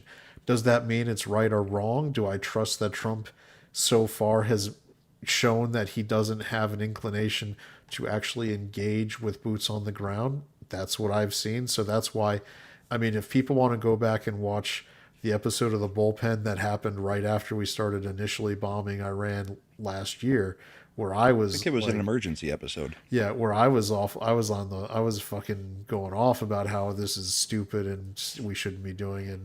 And I've kind of shifted into a neutral. I trust that Trump isn't going to do it. I trust that Vance and some of these other people are going to know that that's not something we should be involved in doing. I think. Right. What I'm saying is he's not just saying that. He's not just saying, I don't want boots on the ground. He's saying that Trump was tricked into the war. That's basically why you would go on Tucker, Megyn, and Candace. Because that's their big argument right now, is that Trump was duped into it, even though we watched him move carrier fleets in for months before anything actually happened. That's not. Did they think we weren't doing anything? No.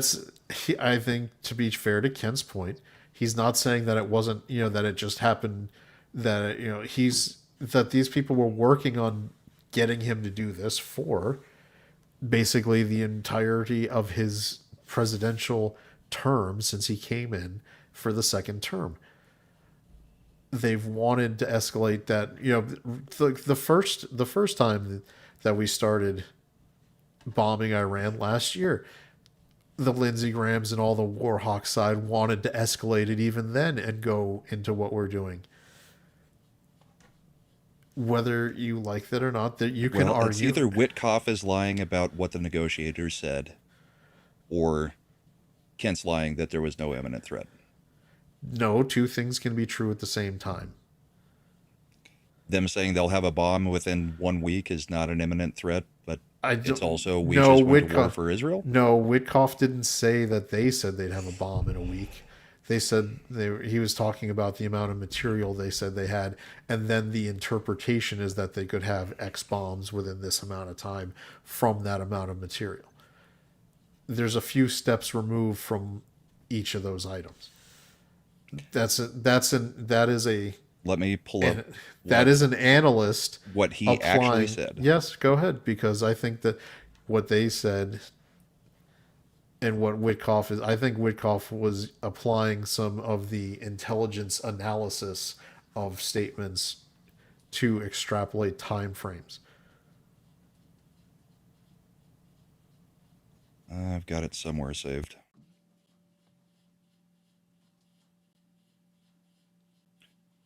I mean, I In think it's multiple far more. interviews, primarily on Fox News with Sean Hannity, shortly after the U.S.-Israel strikes began, Witkoff emphasized that the Iranians were proud of evading oversight to reach the point where they had 460 kilograms of uranium that they had hidden and enriched to 60%, and explicitly acknowledged, and Witkoff described it as with no shame, as the opening to their negotiating stance, that this stockpile was enough to produce 11 nuclear bombs.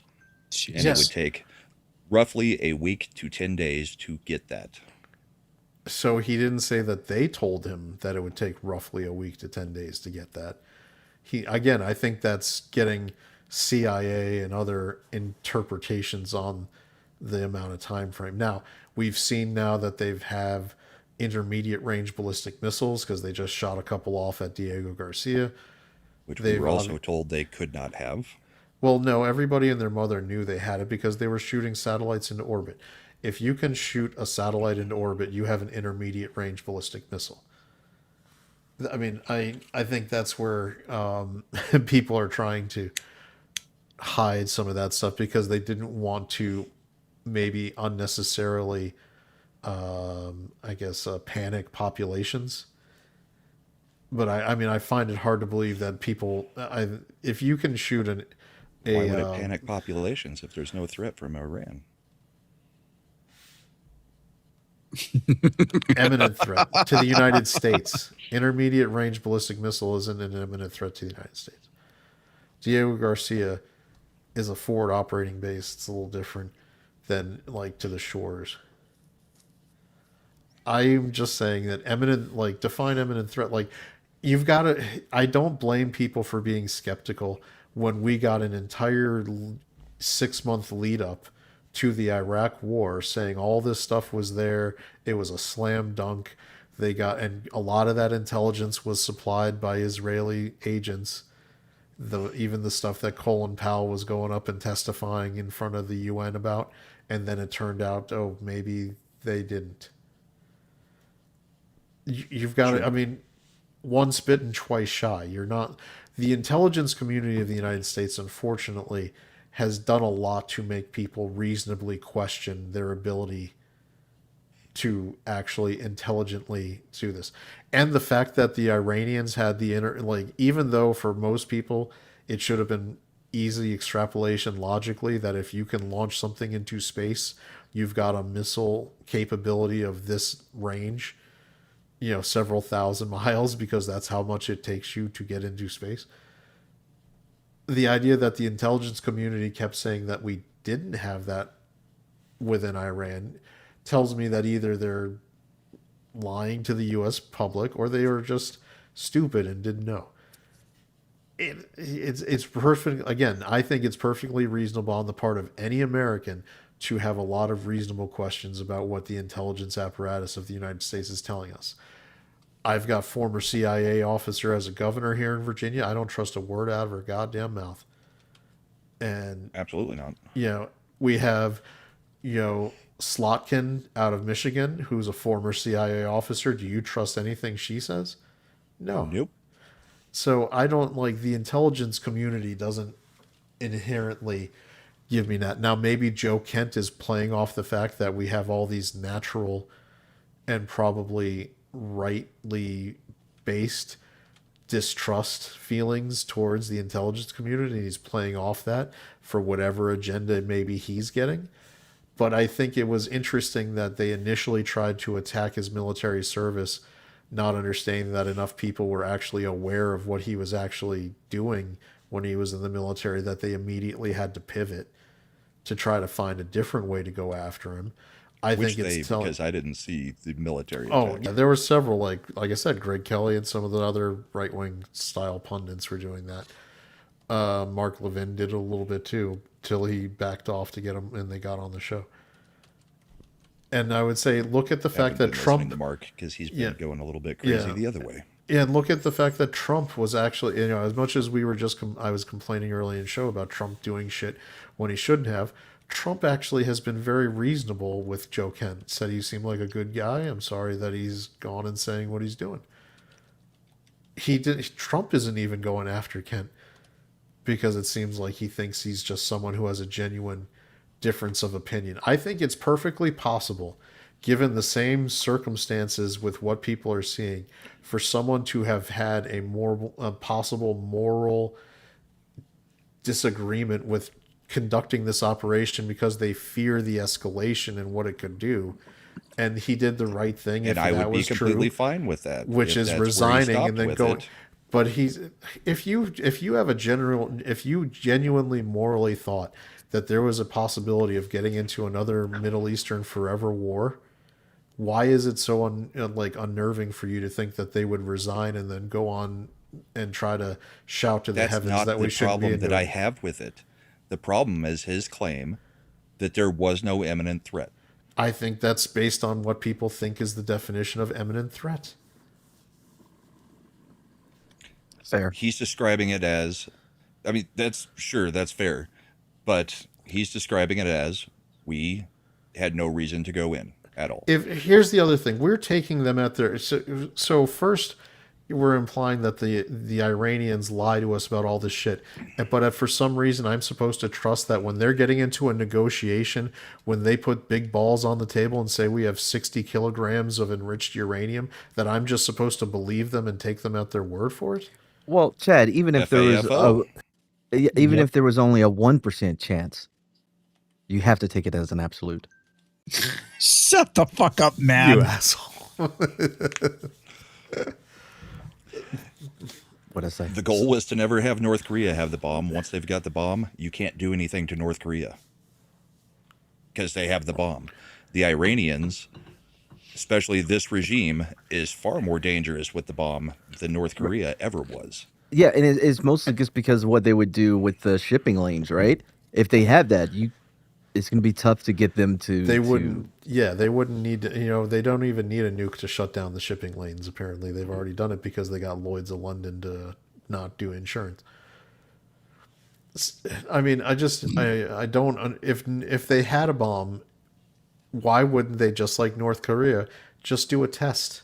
Because once you do that test and that everybody knows that you did the test and it's known publicly that you have a bomb, the rules change and suddenly you don't get invaded. You don't get Gaddafi if you have the bomb. We have the bomb. The claim is we can have the bomb. If they could have the bomb in 10 days, why didn't they build a bomb? Don't know. Explain that one to me. How long have we been bombing them? It's been more than a year since the first time we did it. And I think they saw that we can do pretty much whatever we want to them. So if you escalate it... If you are the Iranians and you have 60 kilograms that you can, within 10 days, make a nuclear bomb out of, possibly 10 of them, after the U.S. bombs you the first time, you put together your nuke and you do a test so that everybody sees you have one, because then the rules change and you don't get invaded or bombed anymore because you have a nuke. Maybe they were waiting because it has to go to the lowest bidder. They were waiting on to see who the contract would go to. Exactly. Yeah.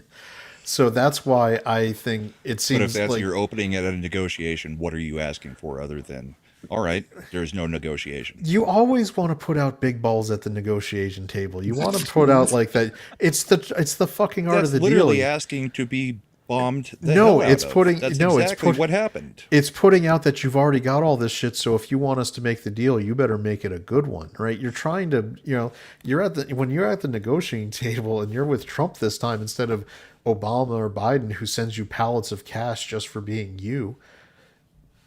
You're going to want to try to project strength, that you've got a position of power so that you can negotiate from a position of power. I don't necessarily trust what they were saying.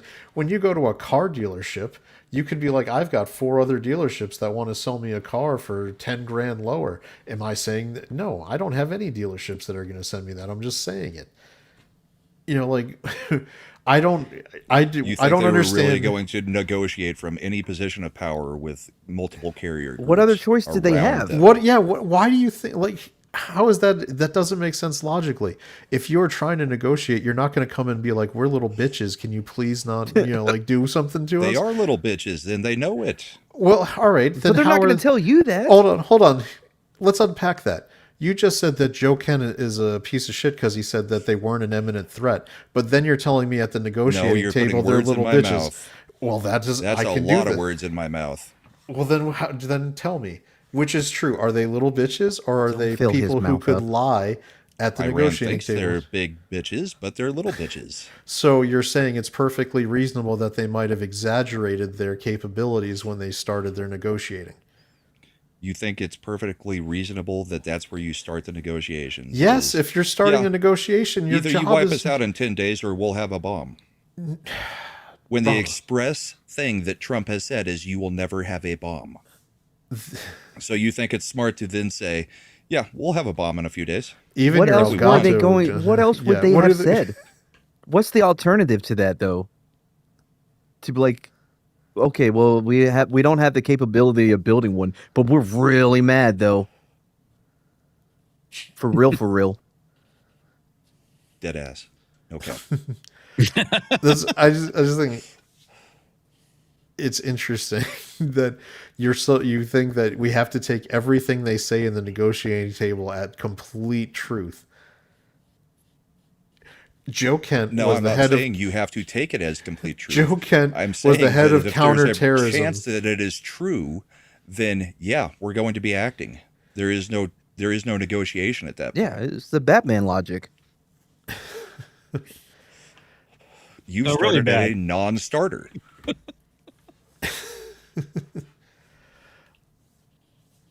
I again think this is where where someone could have a pragmatic, different assessment of what imminent threat is.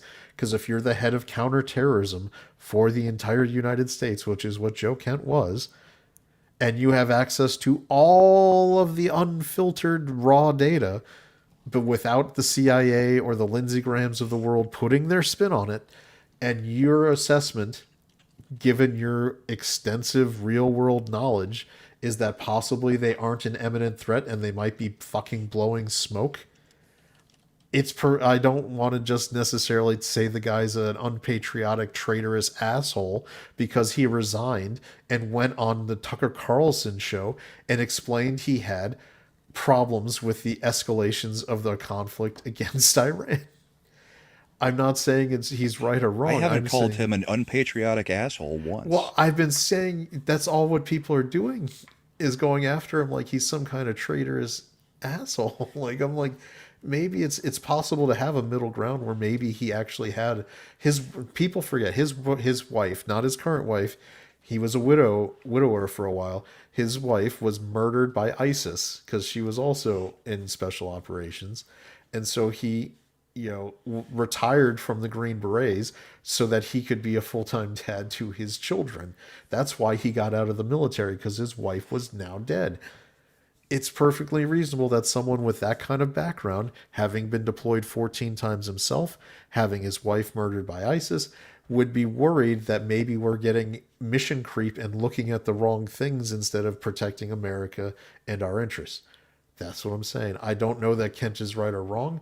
I don't have any problem with him going on television or internet shows and voicing his opinion after he resigned when he did the right thing. As far as if you can't genuinely support the team and work for the administration's goals, you should resign, and then you can make whatever moral argument you want to.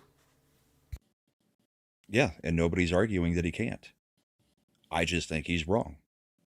He's the only one that's coming out saying, no, I'm the only person in the government who's going to be like, no, I've seen everything, and we're in there for a complete lie. I would argue that's not calling him unpatriotic. It's not saying that his military service doesn't matter, but also that doesn't make him somebody that is just automatically the most clean-cut, squeaky clean person coming out to tell us everything that Trump and the administration are saying is wrong. My rule on things is generally if Lindsey Graham is cheerleading it, I don't like it. So I have a lot of suspicions why all these other people are super on board with it. You know what? The authorization to fight the Iraq war passed bipartisan by huge numbers. Hillary Clinton voted for it, Joe Biden voted for it, all the people who you wouldn't think agree on anything voted for that one. So it's hard to say that, hey, isn't it like all these people in the U.S. or are in the U.S. government are a-okay with it isn't necessarily a good defense, because for the entirety of Trump's second term, we've been talking about how sabotaged from within he is, how all these embedded government bureaucrats are always against the America First agenda. So it's very odd that all of these people who are against everything else Trump wants to do are fucking a-okay on board with this one. And that's where I get my suspicious squirrel starts getting a little like, this is kind of weird. I don't like it. Yeah, I'm a little suspicious. I'm a little weird. Suspicious. Yeah, I don't like anything. For me, that would be, I would have to be not trusting Gabbard, Rubio, Trump, everybody. I mean, there are a lot of people that are full in on knowing exactly what we had. Now here's the counter argument I would make. If the Graham rule is the thing, then we would be against every military action we would ever take, because Lindsay will automatically jump on any military action we take. Yeah, I know that military action is like fucking Viagra to Lindsey Graham. You know, yeah. Any bombing run that lasts more than 4 hours means he goes to the doctor. So yeah, I do not agree with Lindsey Graham on anything. But I would say I would say is it's also entirely no. Here's what's take any military action. Here's what's also entirely possible, Brahma, that maybe Tulsi Gabbard, JD Vance, people who are genuinely conflict averse, are staying within the administration so that there are voices in the room arguing for not escalating. Okay, maybe that's happening too. I need to crash out. I am exhausted. See what y'all did. 2 hours. All your fighting. Our fighing. We're having a exhausting. discussion. This is important. This is what the show is for, is to have a discussion. I know. Oh my God, I was being facetious. God, man. Don't be facetious. I can't say it like you. Facetious? All right, Comix. I'll see you tomorrow night. All right, guys. I'll see you tomorrow. Take care, everyone. Take care, everybody. Thanks for hanging out, Comix. Good talk with you guys. You too. Later. Removed from scene. Yeah, that's what I think is, we don't want, this isn't, me and Brahma get along well. We have disagreements, and you don't agree with anybody that's not you 100% of the time. We had a bigger fight about your dumb opinion the other night about, what was it, Friday night? Because of my commitment to constitutional rights. That's true. No. Friday night. Rights. The Miranda Miranda rights. Shit, yeah. Yeah. I'm generally if my camera got fixed. Yeah, it did. Yep. Okay. I think as things go, I'm not a libertarian. I think those people tend to devolve into non-productive things. I believe that we have a two-party system, so you've got to align with the conservative party or the liberal party, depending on your value. But there's some things that I'm definitely more what's considered a traditional civil libertarian point of view. I am, and here's where this is where it got me. Like, I used to be as pro cop as anybody. I was always like, you guys are like, especially during the summer of love and stuff. But then COVID happened. And I'm going to be honest, that was unfortunately for my feelings of pro law enforcement a very big eye opener, because I realized the officers who were like mad were probably the 5 to 10% of any police force, and 80 to 90% of a police force. What are you talking about? Mad would have been out there enforcing everything. No, with bullshit. Prejudice. No, sorry. No. Somebody came out here screaming about, I want a Tesla tiny home. I don't even know what that is. Will you be able to get what just happened? Would you be able to get the nice internet there? She doesn't know. She was like, I don't even know how to get one. I'm like, well, then why are you coming in here yelling about wanting one? Because the Tesla tiny home comes with Starlink. Does it? Oh, yeah. All right. So what did I miss? What? Chad now hates cops. That's the last I heard. Chad hates cops. Yeah. I'm saying that after COVID, my optics got realigned that only about 5 to 10% are good guy cops, and 80 to 90% will be perfectly okay with enforcing whatever Gestapo rules come down the pike. No, you have that flip, bro. Then he made the claim that you would have been in the 10% that was good, and I said no, Mad would have been enforcing it with prejudice. Yeah, what the fuck? No, not me. The only reason I wasn't corrupt is because I didn't ever have the opportunity. So what I'm saying is, I think you have your numbers flipped. I think there's a far smaller percentage of bad cops versus good cops. Because if that wasn't true, you would see a lot more cases, and you know what I mean, a lot more incidences. Well, when I say bad cops, I don't mean necessarily people who are like beating down suspects and doing all this stuff. I'm talking about guys who will enforcing mask laws, will and, enforce burying, whatever the government says they should enforce. Like, look at England, right? I bet most of those cops thought they were just good, regular people. They don't have any problem knocking down guys' doors to arrest them for memes now, because that's what the government said is a crime. Most of those cops are women. Well, also true. So, the Afro Man case, I mean, none of those cops, I think, are like guys who would like beat up suspects or do other things, but I think were they just they want to keep their living, yeah. Did they not care that they broke down the house on some bullshit confidential informant, single person? I don't know. I don't know how many of them knew everything about it. You know what? Sometimes they're like, "Hey, we're gonna go serve this warrant." Okay. Sometimes you just trust your. I wouldn't. I didn't trust shit. There was 2 or 3 people that I would take their word at if they told me something. You know what I mean? If it was anybody else, man, I'm looking that up as soon as you walk away. Are people actually retracting their own messages, or is something going weird with the moderation? Oh, I don't know. Because I've seen like 12 messages that show as message retracted. Not that mods have taken action, but that the message has been retracted. And I think Zephyr said something earlier that it looked like YouTube was nuking messages, but I'm not seeing it back here. I'm seeing retracted. I'm scrolling through the YouTube chat. I'm just trying to see. It's definitely not the mods, just so everybody knows, because I'm in the chat watching and doing mod actions if I need to do mod actions. So. And I don't have mod power, and we generally don't let. I mean, if people aren't being like abusive, we never get rid of someone just because of them disagreeing with any of our thoughts. That's like one of the things. Unless they're trolls. Now, if you're attacking people and being like or if they're personally rude and trying just to attack other people in the chat, that's different. But if you come on there and be like, no, Chad is wrong, you're not going to get, your statement taken out. Yeah. Even but though Chad, by the way, only wrong. speaks for himself. Go ahead and try to disagree with me. You'd be blocked as soon as I figure out how to do it. Somebody also had said at the beginning that there was no Twitter post.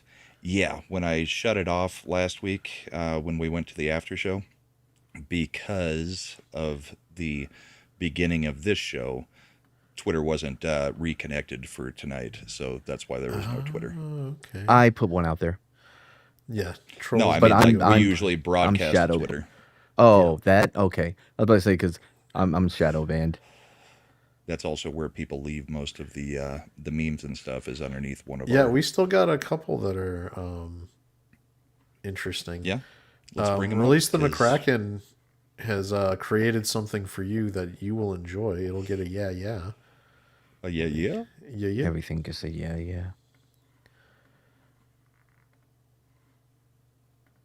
Yeah.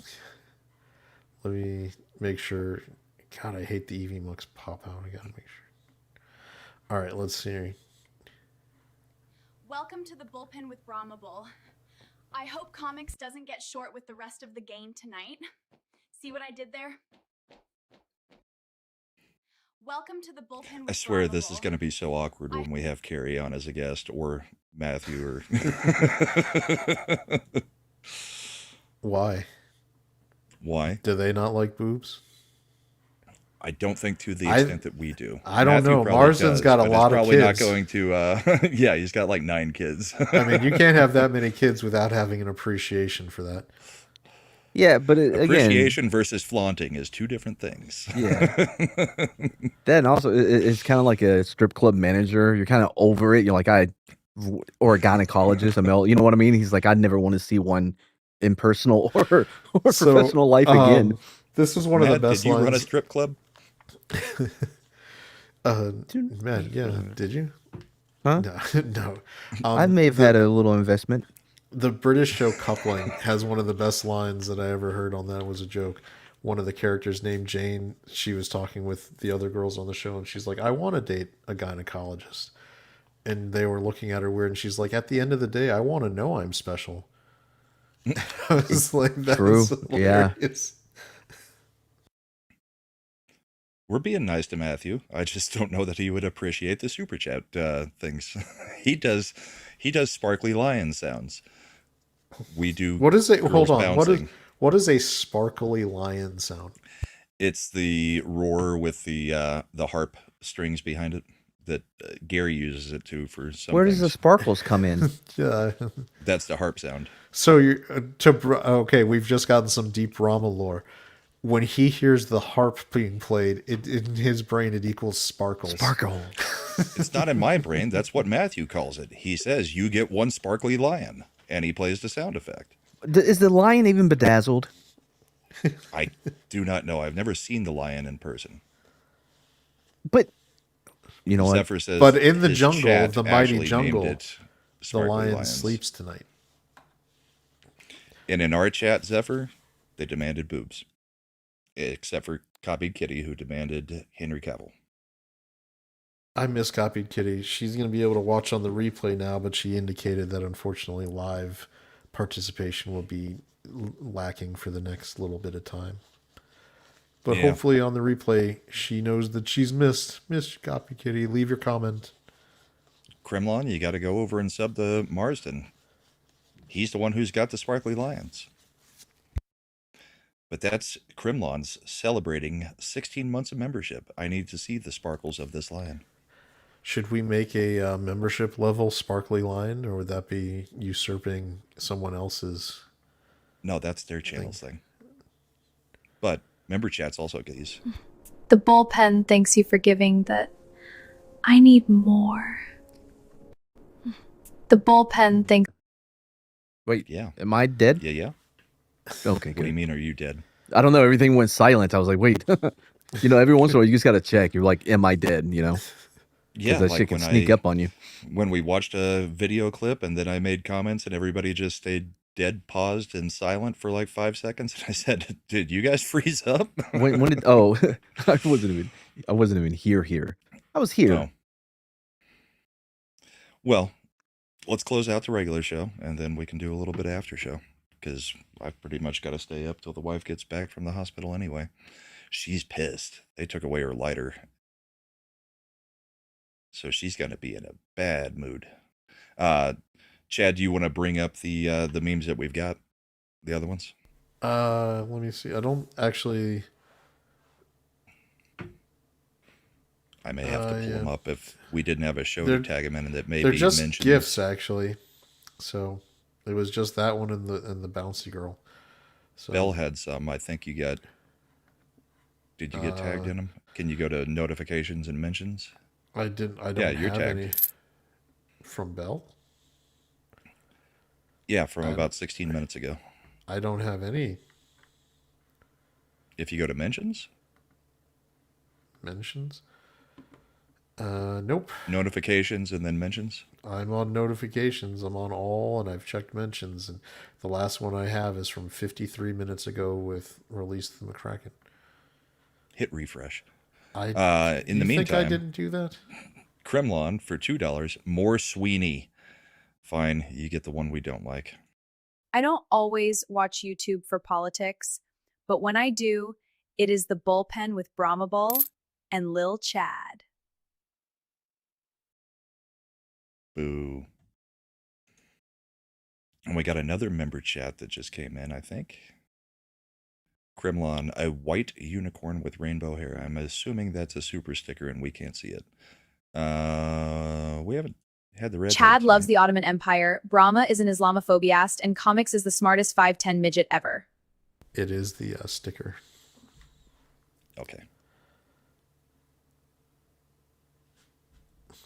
Nope, I'm not seeing any of those. Okay. Well, I can bring up the one that is showing under here. Do you have any others from McCracken or anybody else? No, they were just GIFs, so they're not really anything. Okay. Let me see if I can bring this one up. Because it hates it when I play Twitter videos while I'm streaming.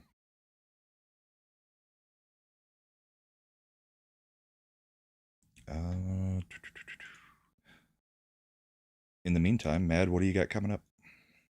Tuesday, 9:15 p.m. Central on Matt's new channel. We're going to be talking about Painless. What was the name? Painless Parker? Yeah. He was a dentist who wanted to make dentistry fun. So he went with the carnival style of dentistry. And it didn't go well. Think lobotomy, but in your mouth. That's how well it went. The girlfriend, Shredda, she will be our narrator this week. And we'll see how she does before we make an announcement for the next week. You should have totally held on to that one from an episode where you needed pills. Well, you know, if you're going to be on as the narrator every Tuesday, then he has to be supplied every Tuesday at very least. Yeah. Yeah. I mean, that seems like it might be the win-win kind of situation. That's why I suggested it. I mean, she's gotten along with the group before, and it means he's guaranteed every Tuesday. I'm always guaranteed every Tuesday. You've been doing a pretty good job of every Tuesday. Yeah. All right, here's what Bell sent. Unnecessary I'm not sure what shot. the music is. I never miss an episode of the Bullpen. I love Matt's bowler hat. We'll probably replay it because I don't think I we heard file in Bullpen. I never miss an episode of the Bullpen. I love Matt's bowler hat. Did she Matt's say what hat? Matt's bowler hat. Bowler I hat? file in Bullpen. Because of the comments about the other. I mean, at dudes least having I'm mentioned for once. You're mentioned I'm not as fond of that in one the as Kate other Upton ones. clip. Chad, what do you got Yeah, coming up? have you seen Ascendant Art podcast next Friday, 9 p.m. Eastern? Then Bullpen Sunday after that.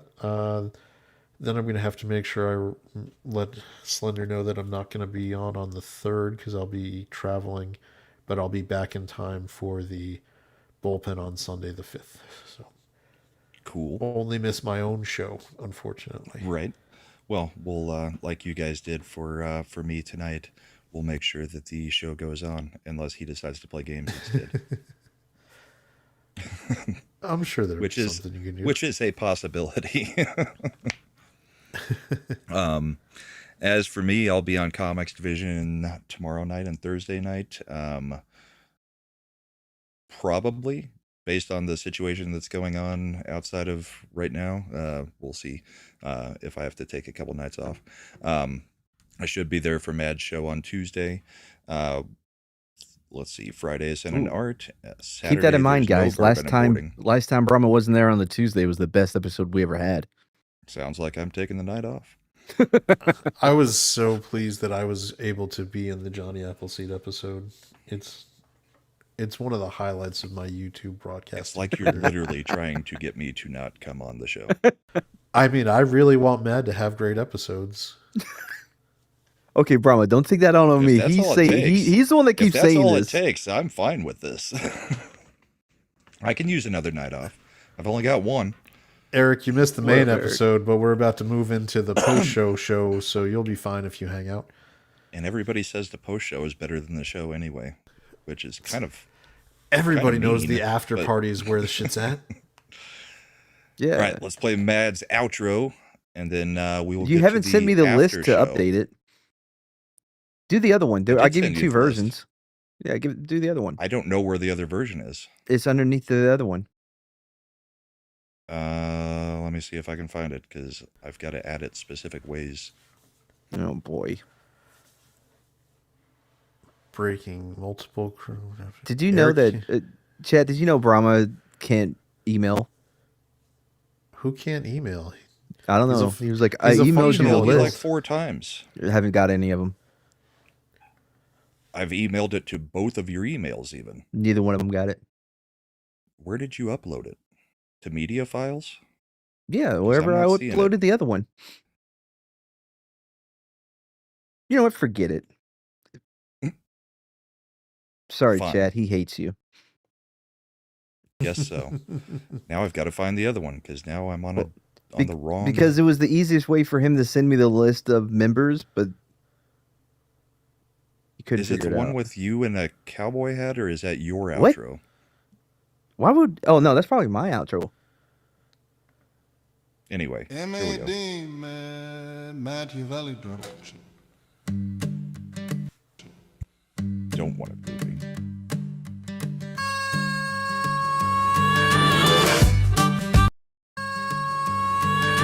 What is happening? Brahma's computer is still unhappy. Closing out another one. 3 hours deep. Chad, this wasn't me. This is him. I said Brahma's computer is the one screwing up. No, it's probably because we're playing the media file from back here from the other place. So you guys are probably not seeing it, but on the actual stream it should be fine. No, I'm seeing it. Yeah.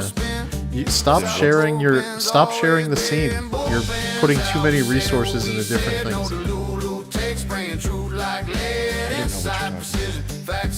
I still see you're sharing the like. Oh, is that the media file that you're sharing? No, it's not. He was sharing a tab. Yeah. You notice how it's smoothed out once he closed it? No, it got all choppy. Whatever. On the actual stream it's playing. This is professional. Now I gotta figure out how to take it out of here. You're